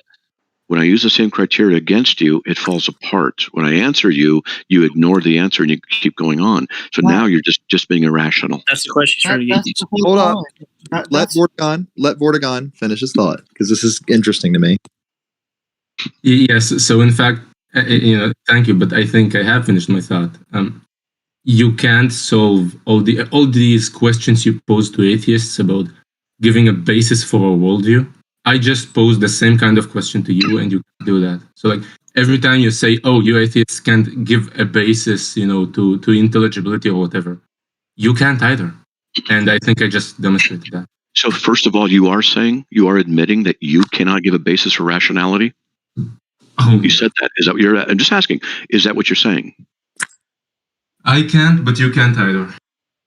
Okay, you cannot. So what you're saying is you cannot provide any basis for rationality. And from that, you say I can't, which means if you don't have the basis of rationality, you can't say that I can or can't. I guess you're right. See, you refute yourself. When we apply the same stuff to you guys, you refute yourselves, but you don't think through these things. I don't think in your atheism, you think that you're sufficient in and of itself to be able to refute the truth of Christianity. You can't. I can't. I don't think that that's actually a problem. What Vortigern is trying to say, though, is like, so what he's trying to say is that you don't have a means to demonstrate that your worldview has a coherent way to like substantiate the rational foundation, right? And our foundation is a Trinitarian God. Well, if you also have the same problems at a paradigm that we do, then we're both out to lunch. First of all, I don't grant that we both have the same problems. I have a different paradigm than you do, a different worldview than you do. I presuppose the validity of the Trinitarian God. And when I do that, everything makes sense. When you presuppose that there is no God, things fall apart. Your worldview is incoherent. Mine is coherent. You cannot reach up beyond God and say, my reasoning and my knowledge will bring him down so I can cross-examine him. That's one of the mistakes that you guys make. You think that in your atheism, which is a form of arrogance, that you think that you're going to be able to raise questions and issues that demonstrate God doesn't exist. You don't know all things. You don't know all the logic, and your worldview is incoherent, and yet you hold on to it. You guys are irrational from the start, and then you try and use this against Christians. You just kind of conceded, though, that Vortigern's position of hard solipsism could be correct. Okay, it's not him saying hard that. Solipsism. He's not saying that it's correct. He's just saying define your hard solipsism, and I'll tackle it. Okay, Vortigern, you might be the better one because you propose. So I just have a question real quick. What if there is a creature? Okay, so imagine one at a time. Yes, sir. You go, Vorhan, and I'll go after you. Imagine you have a situation where you have a demon, some creature, some being, which puts a fake view of reality in front of you. It gives inputs to your brain in such a way, it basically a brain in a vast situation. It puts you in a matrix-like chamber in which everything you see, sense, and feel, everything it reveals to you is just fake. It's all false. What if God is like that? Well, it wouldn't be the Christian God. Well, you believe that the Christian God has revealed itself to you, right? And to everyone. You're not arguing the Christian God. So do you want to argue the Christian God or some made-up thing that you want to impose on Christianity? How do you know the God that has revealed himself to you is the Christian God as you understand him? Because the Christian God is the one who revealed himself to me as the Christian God. Okay. How do you know it's not made up? I get you.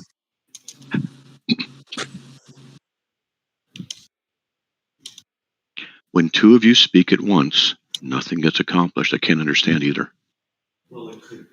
Okay, can I ask my question to you, Matt Slick? Yeah. Okay, so I wanted to ask you, so basically I heard that Satan and Lucifer were two different beings and that they were part of the seven princes of hell. So I was basically not true. Okay, because I was basically going to ask you, is there duality in Christianity? So is it true that, God can't take Satan's abilities and vice versa? So is it some sort of duality or something, or no? It's just one supreme God? There's one supreme God who's eternal, self-revealed. And the only way we know, and here's one of the problems with their position and other stuff, the only way we know what is true, good, what is truth and good, is by comparison to his nature. Asking questions about logic presupposes a universal mind behind logical necessities.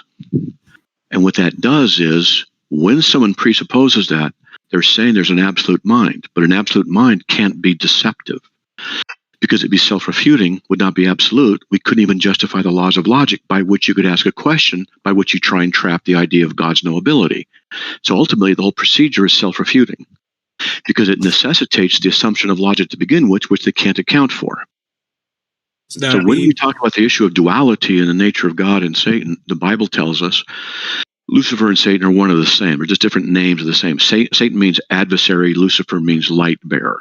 And Lucifer, the light bearer, became the adversary Satan in his fall. And there is no duality. It's either God and he's it, and everything else is under him and his sovereignty. So basically what you're saying is that if there was duality, then there would be no such thing as like a supreme being then. Well, you haven't defined what you mean by duality, but biblically, it doesn't exist. There's only one supreme being who is God, who is self-revealed in the person of Christ, in the scriptures, in creation. That's who he is. When I say duality, I mean like positive and negative. So we have like, the good side and the bad side, light versus dark, that kind of duality.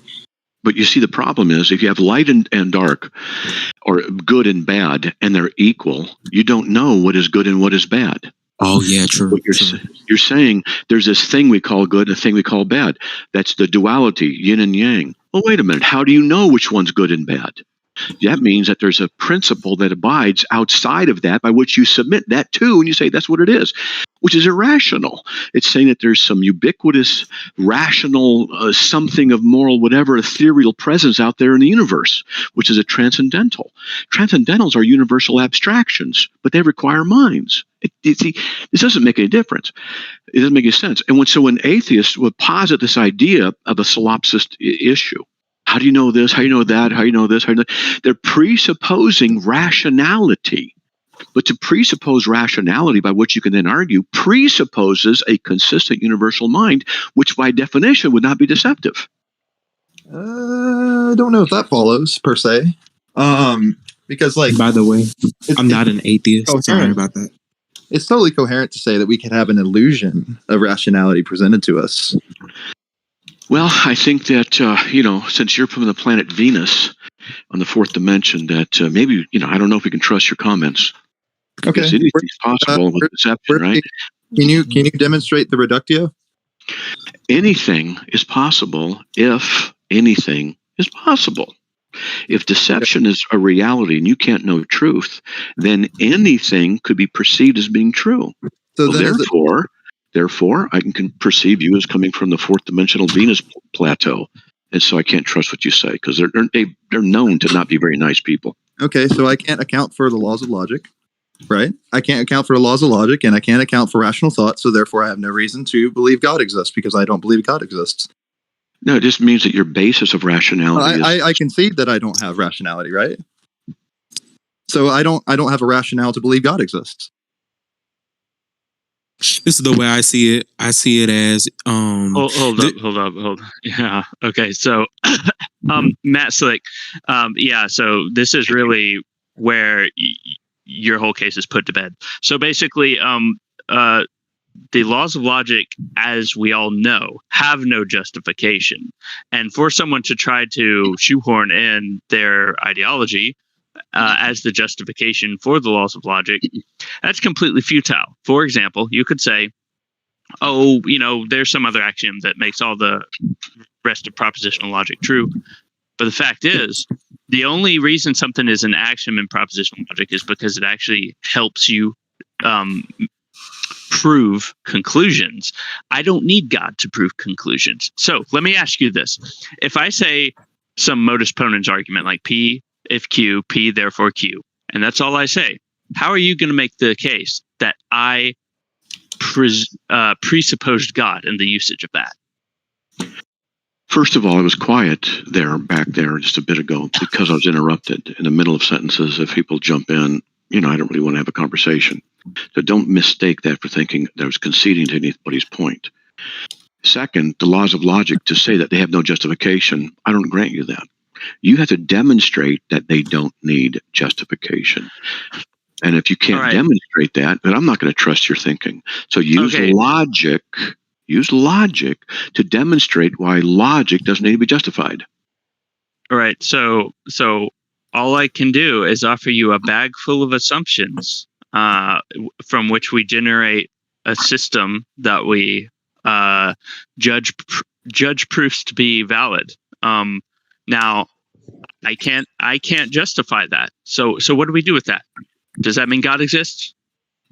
So you admit that your system of thought can't justify even one of the most fundamental aspects of our world that we live in, which is rationality, which is exactly what I was saying earlier, that atheism falls apart. Wait. Yeah, let's try to stick to one thing at a time. You guys keep jumping on me, and Oliver's talking. I'll just take off. Have a nice night. I really enjoyed Wait, don't leave. Come on, man. He ran. Hold on, wait. Can I ask everybody this real quick? So it's basically what everybody trying to say is that. So what everybody's trying to say is that basically there's no evidence to say that God is real, but there's no evidence to say that he's not real either. Okay, Gaspar, go ahead and make your point for the degenerate that left. Anyways, like.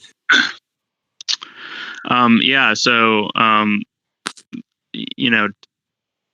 the laws of logic, like many fundamentals of any given language, those are you have to start with them as assumptions. And so for me, I don't know, I could point to Nirvana and I could say, hey, you can't justify the laws of logic, so all of your political views are wrong, and my political views can justify the laws of logic. There's just no that's essentially what Precept is. It's just, instead of political views, it's theism. There is no reason why someone should take up the task of trying to justify the laws of logic, because once we come up with some justification for something, now that's the new unjustified. So we do have to bite the bullet and admit that the laws of logic are unjustified. And things were about to go south because he was about to get to teach me how to justify the laws of logic. Wait, what happened? I mean, that's all going? you're saying, though, is that, it's all philosophers have been saying, is that we don't have any answers to these problems of hard solipsism, and that theists claim to, but they never can demonstrate the truth of it. But we might as well just resurrect Albert Einstein. Yeah. So basically, the thing is, when I first started talking to him, I asked him for an argument, and he didn't even give me an argument. So one thing I really want to highlight is these types don't actually want to give an argument. They want to talk a lot about logic, and they want to do very little logic, and they want to do a lot of preaching. And at the outset, basically, his he did preface that he was a preacher.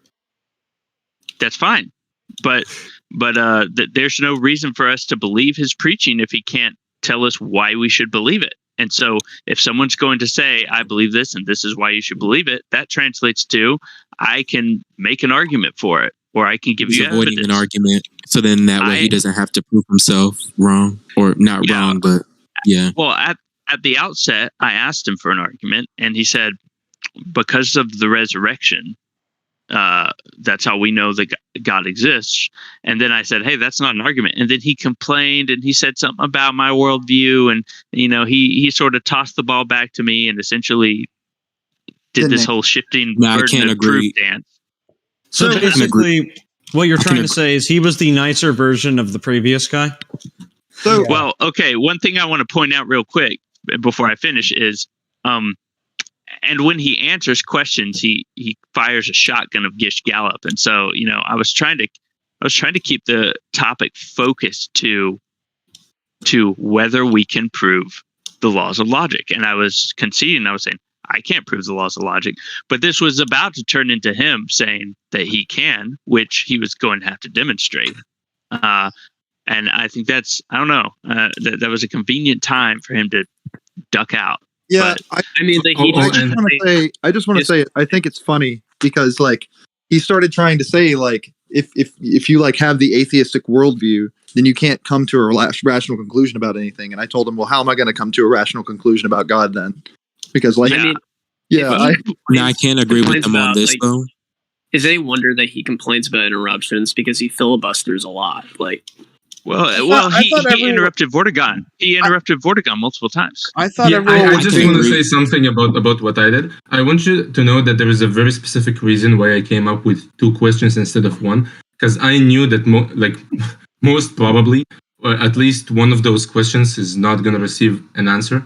So remember my first question for a minute. If the resurrection happened, how do you know Christianity is true? I completely lost track of his answer. That's why I just went to the second question. That was like the purpose of it. It is so difficult to get answers out of him. And that's by the way, it's not the first time I spoke to him. That's the second or third time I spoke to him. Always same thing. I can't agree with him on this though. And this isn't with all atheists, but this is just with like a certain group of them. Sometimes and I could say even theists do this too, but sometimes people will like, how do I put this? They don't want to have an argument with you because a lot of the times they know that you'll prove good points against them. So it's just like they do everything they can to avoid it. And then they like to basically, they like to basically walk around having an argument with you, if you understand what I'm saying.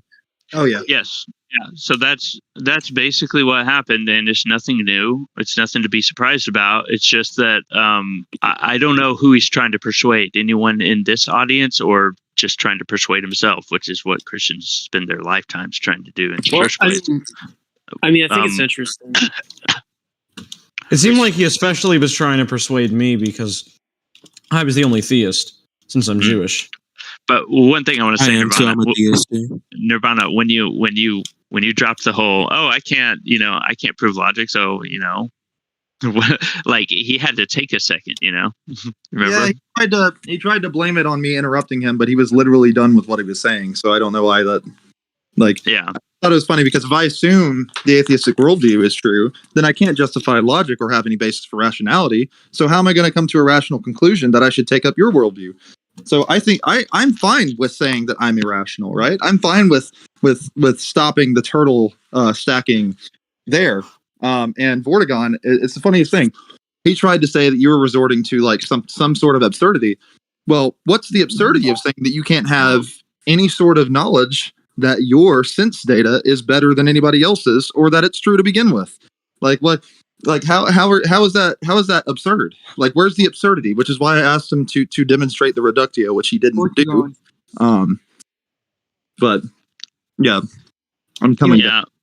Okay, one thing I have to say, you should have pushed him on like, why do you need to prove the laws of logic? Like hard solipsism is just like believing you are the only conscious mind, right? Everything you see could be imagination, but not could be, or like is an imagination, or also it possibly could be imagination, but that doesn't necessarily have to do with laws of logic. Like if you're a hard solipsist, right, you can say that even the laws of logic could be other ways. Like I don't see why you have to prove to him to that.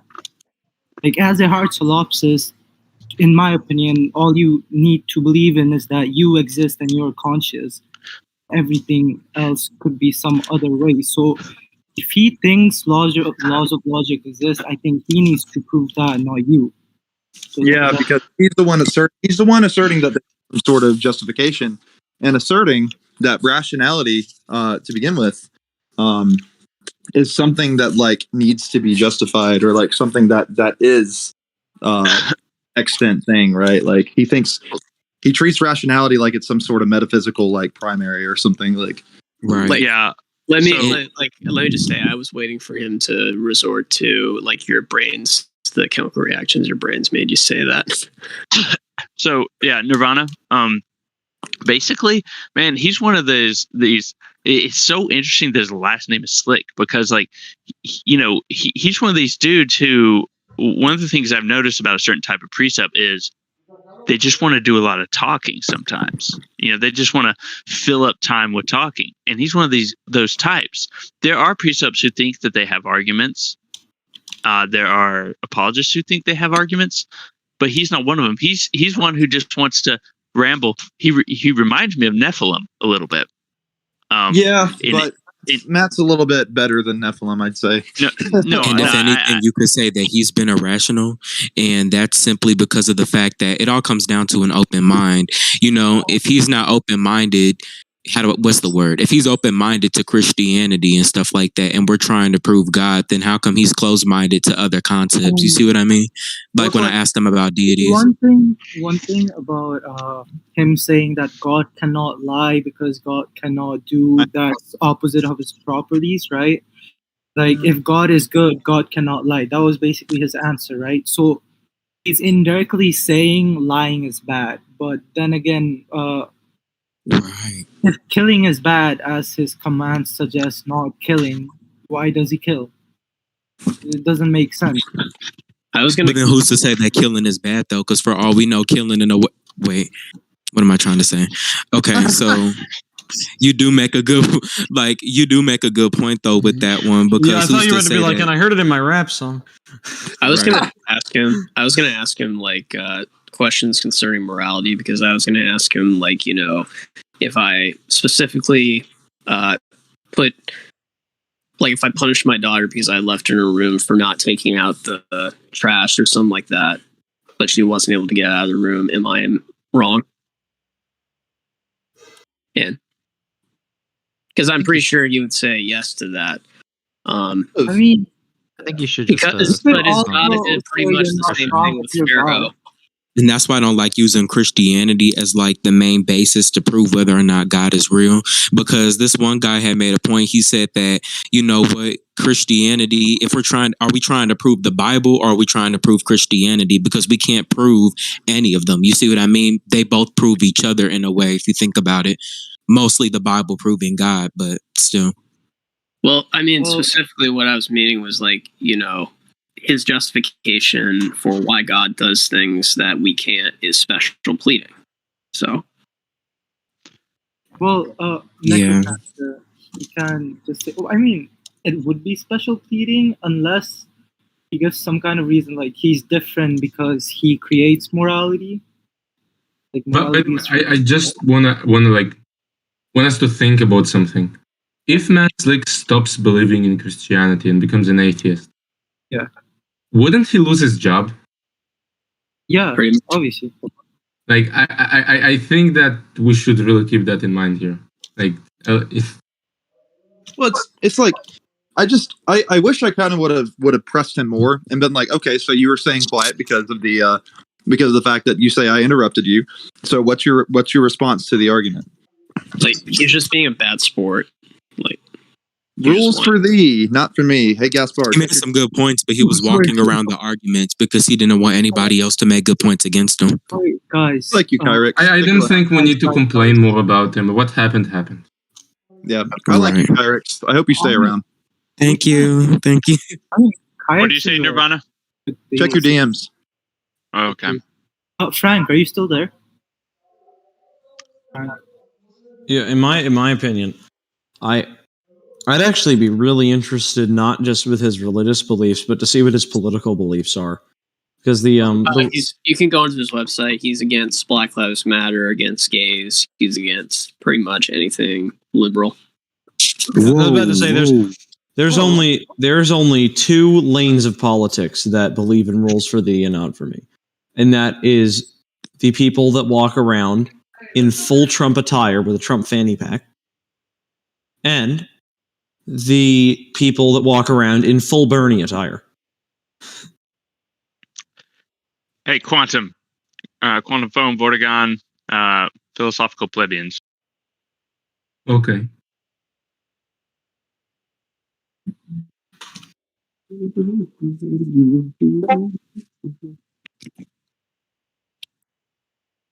It's actually, it was kind of interesting to listen to his argument. Yeah. Because it just kind of all just circled around and around and around. Sometimes it just went straight up incoherent. I just like to hear, like, when they whine, like when Saiton Bruggencate, that was kind of the What was his name? Saiton Bruggencate. No, the missionary. Matt Slick. He has a deep voice too. I was surprised. Yeah. Yo, Frank, you still It's the opposite of Sai. Oh, he's a Protestant. That's why. That's why he's that way. I mean, Catholics can also be pretty obnoxious, but which I find hilarious that the Protestant is against Catholicism when Catholicism is strikingly similar to what Protestants believe. I mean, I do agree that like there are Protestants that tried to dismiss Catholics like with the notion of and they say I think both should be dismissed. Well, they say like pretty much they denounce Catholics as pretty much Mary worshipping pagans. I mean, that's pretty much what Matt Slick does. Like for me, I'm a spiritual Christian, so I like believe. So I'm open-minded to different things, but at the same time, I can also admit that some people are right when it comes down to certain concepts. You see what I mean? Yeah, that's good. I think there is. I was kind of like that as a Jew.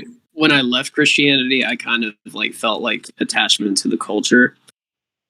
So I kind of identified as a Christian flavored agnostic. So from the Jewish perspective, at least in Judaism, all forms of Christianity are pretty much denounced as lies, and Jesus is thought of as a liar who wanted to pose as Moses because he said he was God, and he's like, well, the eyewitness accounts. Well, it's very interesting also that all of the eyewitness accounts were women that were previously seeing.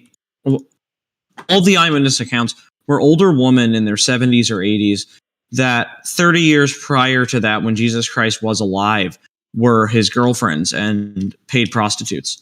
It's also very interesting that Jesus had paid prostitutes. Mm-hmm.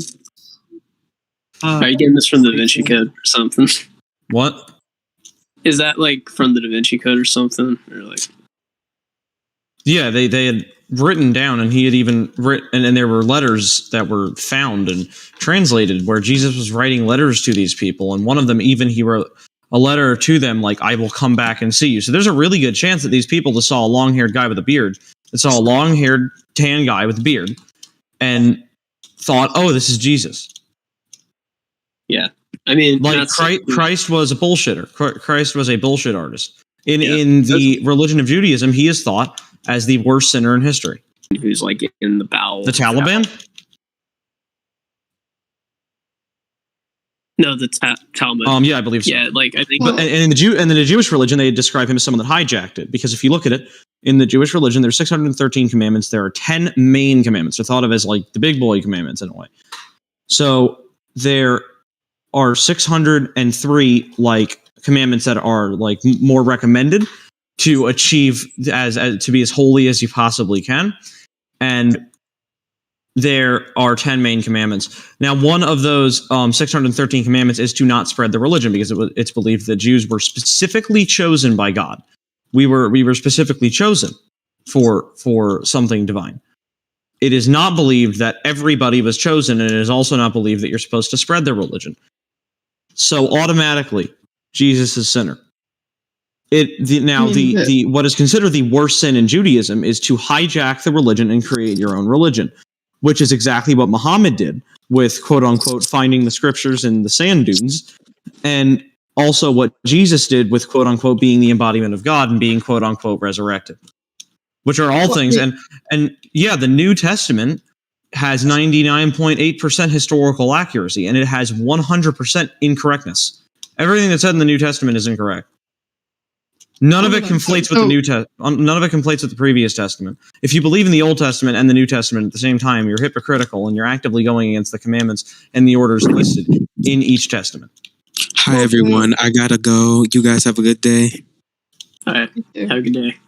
I mean, like the reasons why Jews reject Jesus, the reasons why Jews reject Jesus, right, is not because he's like proclaiming. I mean, I guess in part because he's proclaiming to be God or something, but it's just because he's supposed. I mean, the claim is that he's fulfilling the prophecies of Mashiach, right? Yeah. And he just flatly does not. So it's not like, oh, he's, it's mainly just because he's not a descendant of David. He's not. And once again, I mean, also by his standard, I wonder if he's pro-Israel or not, because he believes that there was a second coming of Christ. By his standard, the Jews actually wrote into the Torah as an edit after Christ had died, because he had said that he would come back to life, that if Christ ever comes back to life, they will leave Israel and give Israel to another religion. Now, currently, Muslims want to occupy Israel and call it Palestine. Now, I still don't see evidence that Christ has come back, so I'd be very curious to see if he is pro-Israel or pro-Palestine. Because if he's pro-Israel, if he's on the correct side of this argument, then... On the correct side. Do you mean like just like geopolitically, or do you mean like in some biblical sense? No, I'm saying just like if we weigh the goods and the evils of Israel and Palestine, it makes sense logically to say Israel deserves aid, Palestine does not. Quasi-nation ruled by terrorists. On what? Actual nation ruled by millionaires. I get that Israel has its... Is that the case? What? On what grounds is that the case, at least like geopolitically? Well, it's also that Israel are allies to us, and they've done a lot for us with foreign intel. Okay, but that's not what you said a second ago. Yeah, I'm saying there's a lot of reasons. There are multifaceted reasons as to why it is smart. It is a smart decision for America to aid Israel. You were saying like who has some like more justified claim to the land, not like what it makes sense for the U.S. to support. And also, Israel does have a more justified claim to the land. Which is what? They had claimed it in the Bible as the Jewish Holy Land. At the time, they called it Judea. It is now called Israel. Palestine was formed because the original forming of Palestine was when the Greek government had occupied Israel, and then when the Greek government had a new ruler, this is how Hanukkah started. They tried to Hellenize the Jews and tried to convert the Jews, and Judah formed, who was one of the leaders of Judaism at the time, had formed a militant group with the remaining Jews and fought against other Jews that had been Hellenized along with Greek military and miraculously won. It's a story about religious freedom.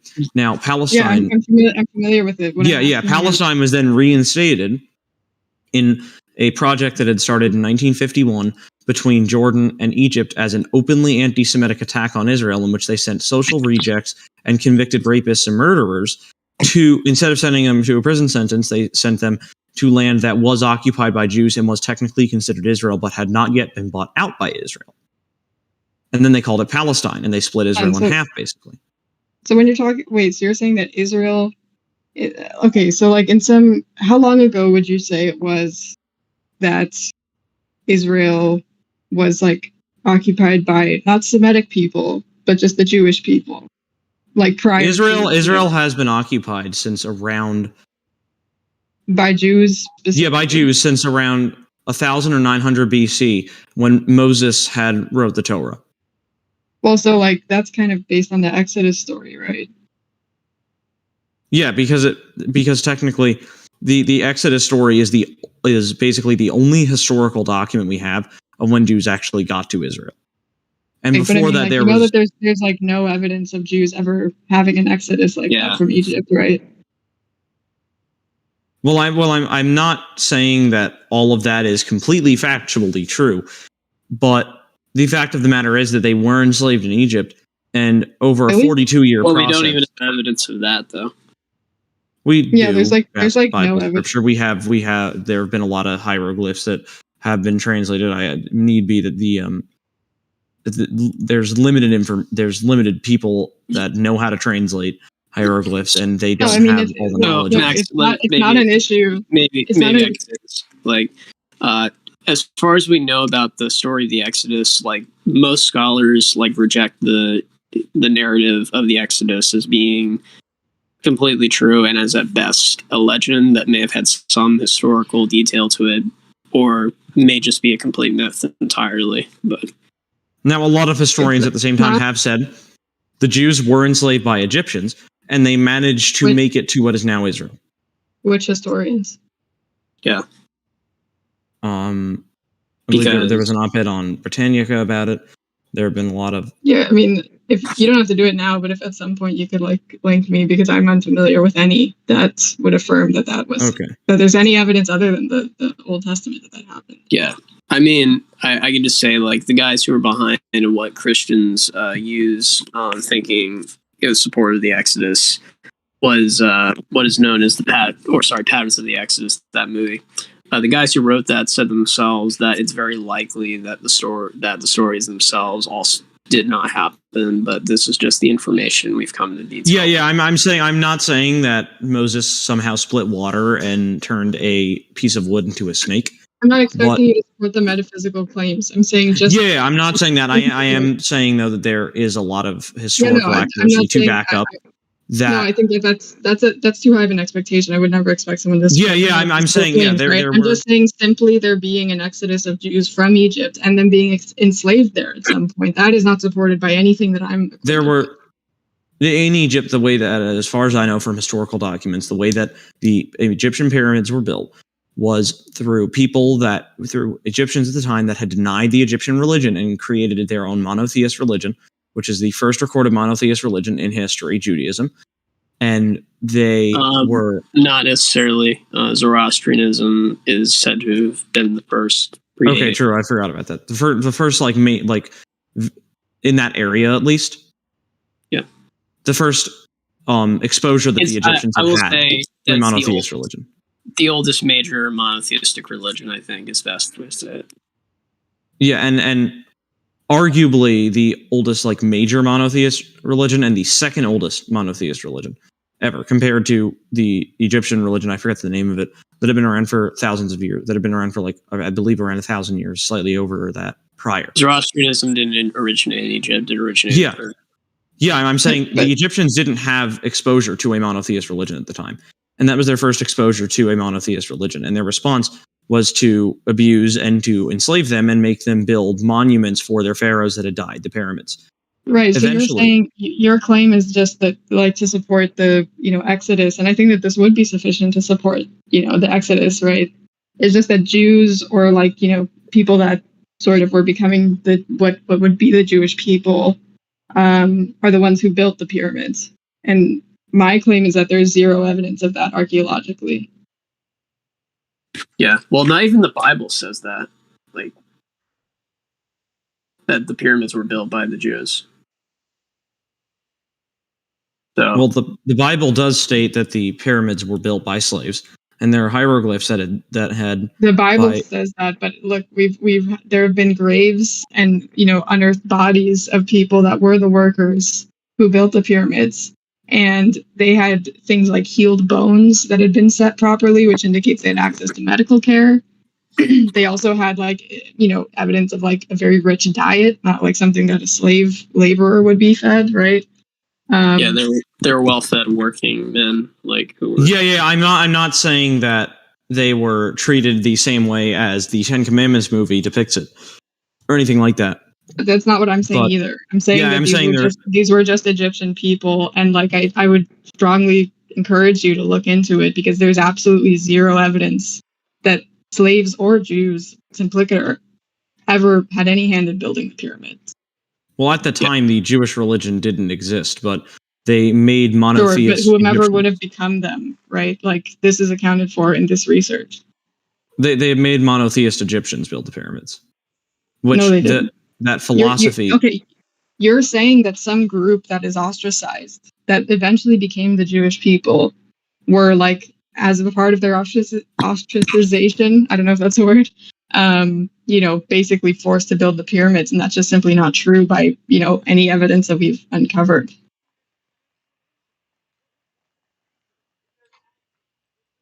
Okay, unless I'm misunderstanding you.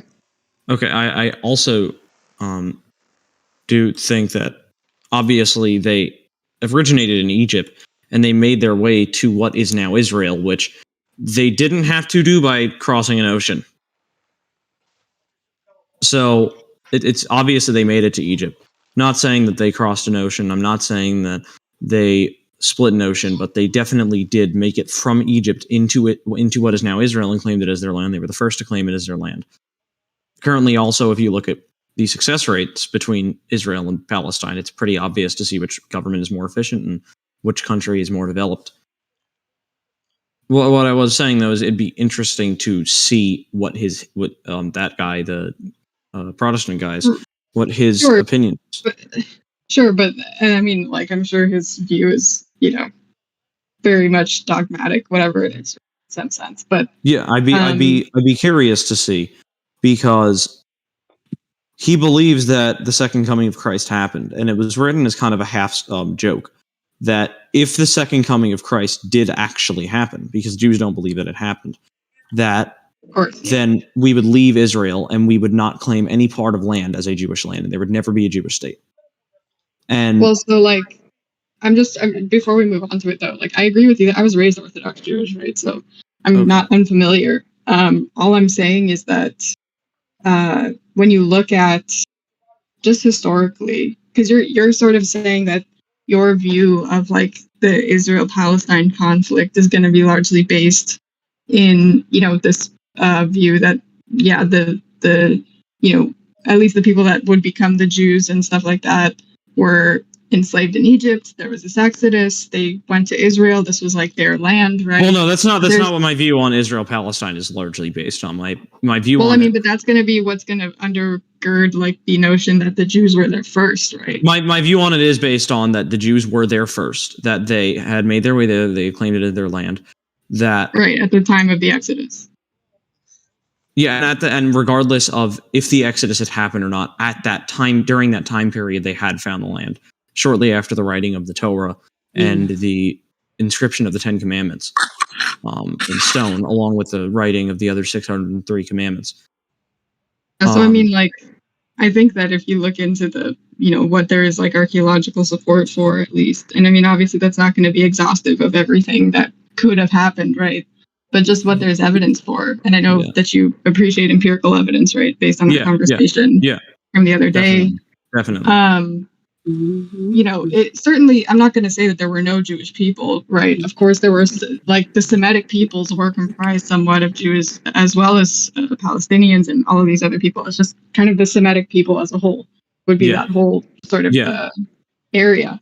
But largely what's historically and archaeologically supported is that there were, you know, these people lived, you know, both in these groups who were living like harmoniously for the most part in this area.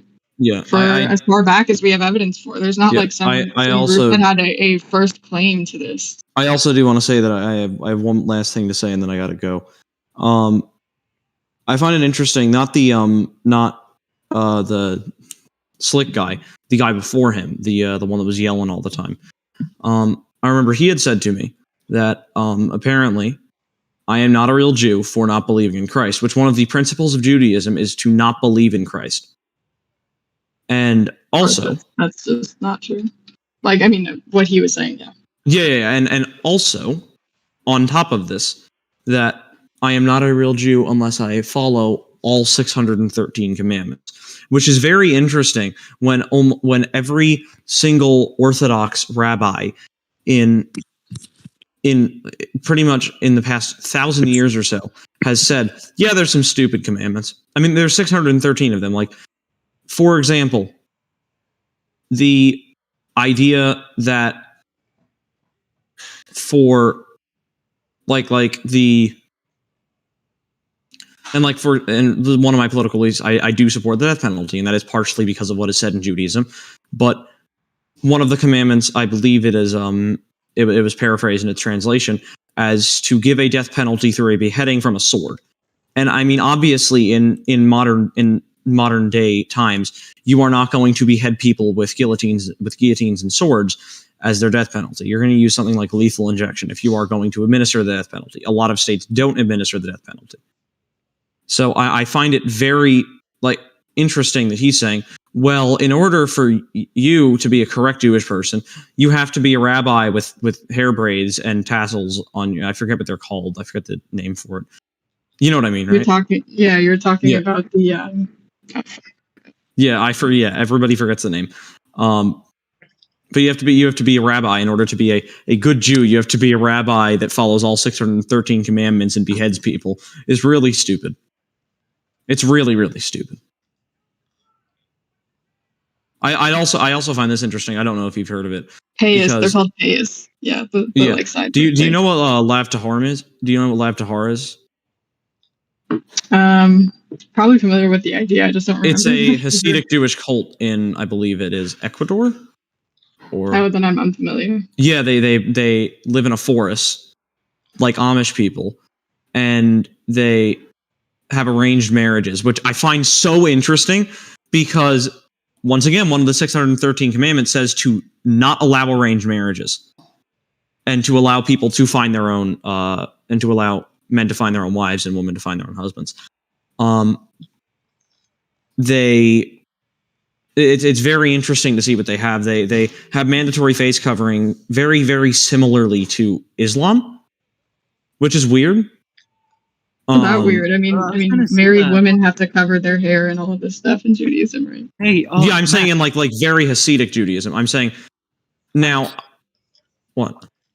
Are you saying that under Judaism you cannot have arranged marriages?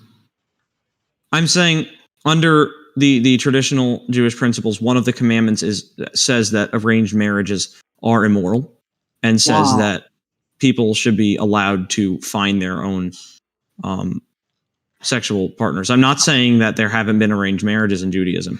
I'm saying that technically, there shouldn't be. Okay, and that goes against Islam on a very big level, because I know. Yeah, obviously. Wow. Okay. Obviously, the religions are going to go against each other. I mean, can I add you? Because like I'm an ex-Muslim, and Muslims make hella claims about Judaism. So like I'll just fact check with you, I guess. The reason why they make a lot of claims about Judaism is because there are two religions that have massively plagiarized Judaism, and that is Christianity and Islam. And Islam has not made made itself popular yet. Now Islam is even more desperate. What are you talking about? Wait. Islam, I think, just recently outnumbered Christianity in terms of global membership. Right. Really? They haven't made themselves popular in first world countries yet. They want to make themselves popular in areas like America, Canada, Britain. They want to get more people to convert. Christianity has much more people that are converting to it in first world countries than Islam. The majority of Muslims live in a hut in Iraq. They don't live in a suburban neighborhood. They want more mainstream Muslims. Due to the fact that the majority of mainstream religious people are Christian.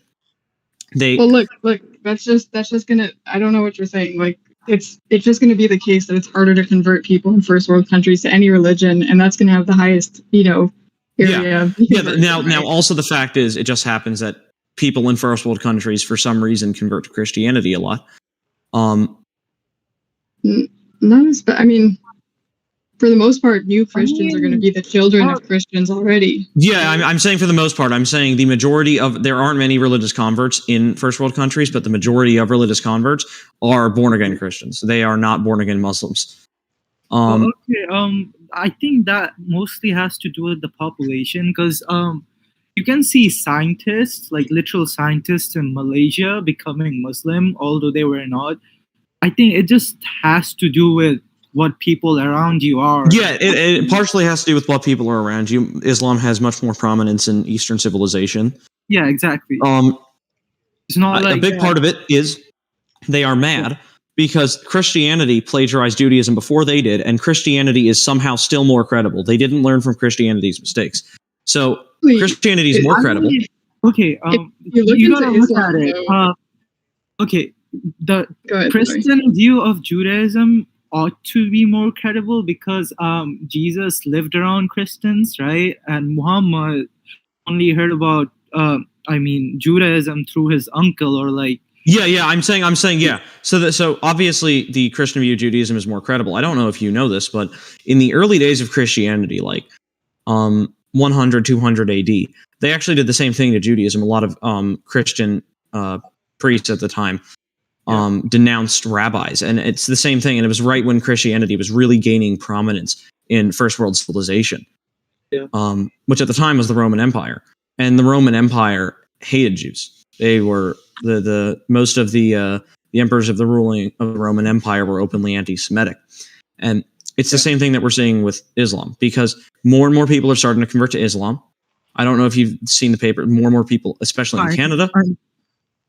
So a lot of people are starting to like Islam more and starting to become more pro-Islam. So what are they doing? They're trying to denounce Judaism, because people are going to figure out these guys, Muhammad plagiarized Judaism. Muhammad was shown the Torah and plagiarized it. Yeah, I mean, not Wait, even what do you- shown the Torah. Okay, no, he couldn't read, but like he obviously heard stories from his Jew relatives, and like he was a trade merchant, obviously, right? People just don't like go in another land and just stay shut. Yeah, and I also find very interesting the disproportionate amount of people that leave Islam compared to any other religion. I'm an ex-Muslim myself. Yeah, so many people leave Islam. I gotta go though. I think Judaism has the highest frequency of that. I mean, look at all the secular Jews. That's going to be the vast majority of Jews. Right? I mean, secularity doesn't actually like go to apostasy. Like, there's secular Muslims too, but like, yeah, they're still them. Like, they're still Muslims and Jews. So yeah, I don't think that counts. Well, I mean, in what sense? I mean, I think that's usually going to be due to a conflation of like ethnicity and religion. Huh? I think that's largely going to be due to like there being sort of this Western conflation of ethnicity and religion, right? Yeah. True. Because I mean, like, look, if you don't believe in God as a Christian, you're not a Christian anymore. It should be the same thing for Muslims and Jews. I mean, okay. The point was like, if you don't believe in God, then obviously you're not a Christian or a Jew or anything, right? Anything related to theism. But you can still be a secular person and not, be a Christian. Like, I can be a far left person and still believe in Islam, right? Of course, these are two different questions. But yeah, you know, you and I were talking about that the first time we met. Spooky. Yeah. But I mean, also, like, I forget what I was going to ask. I came up because I wanted to ask Max about, like, he keeps talking about the 613 commandments. And I'm not going to, talk about his views when he's not here or whatever. But if he's on the stage again and I'm around, someone remind me. Okay, yeah. Bro, like, he was making a lot of gush gallops. Like, I couldn't just stay focused on what he was saying, especially when it came to solipsism. Like, why does a solipsist need to prove the laws of logic exist? The whole point of solipsism is like, the only thing I can know for sure is I exist and I'm conscious. Everything else might be false, right? So, yeah. Like, why do I need to prove something right to you when, as a solipsist, when I don't even believe in that? That's like saying, prove God doesn't exist to a Christian. Like, bro, that's my main point. Like, why would I like go against that? So yeah. Yeah, I mean, like, there's definitely my issue with the precept argument. That's sort of like what Matt's like, and I don't fully understand this. I'm still trying to like learn about it more. But you know, the lines between like epistemology and ontology already just are going to be blurred because they're kind of like deeply interconnected, right? Like you have like, you know, on the one hand it's like, oh, how do you come to know things without an epistemological like framework? But on the other hand, how do you formulate this framework without knowing something to like start with, you know? And that's kind of like this perpetual like question, I guess. But like, I just felt a lot of his questions really, or his answers to questions were really just reification. Like, if it wasn't, then it would be terrible a lot of the times. Like, you know, it reminds me of like a video where you have a tax collector and a person who's paying taxes. He's saying, gives them the option either do as he says or pay the taxes, and pay his taxes or get punished. And what he said, he's like, well, why are you calling it a choice if I'm going to be punished? He's like, because why not just call it compulsion? He's like, but because it's not compulsion. You know, we don't want people who are not free to be doing this. I was wondering if Frank is here. I want like the main point of me. Like, I waited like 3 hours. Now he's muted. It's just, oh man. Like, it started with. I'm here, bro. I'm here. Oh, so, I left. Yeah. I left. I was busy.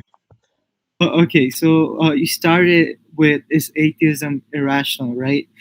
I kind of do believe that, but not with everything in atheism. Like, as an atheist myself, my whole belief is God doesn't exist. But the mainstream atheism you see now, I think that's irrational, like lack theism.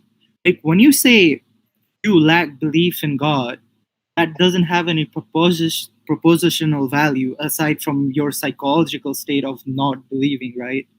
When I say I don't believe a God exists, like my belief is true or false, even the statement, part of the statement that follows, God doesn't exist, even that has a propositional value. Like it's either true or false. But when you say I lack belief in God, you're just speaking about your belief, and I don't think that's rational, because just because you believe something doesn't mean anything. Like how can you ration to that? Okay, you don't believe in it.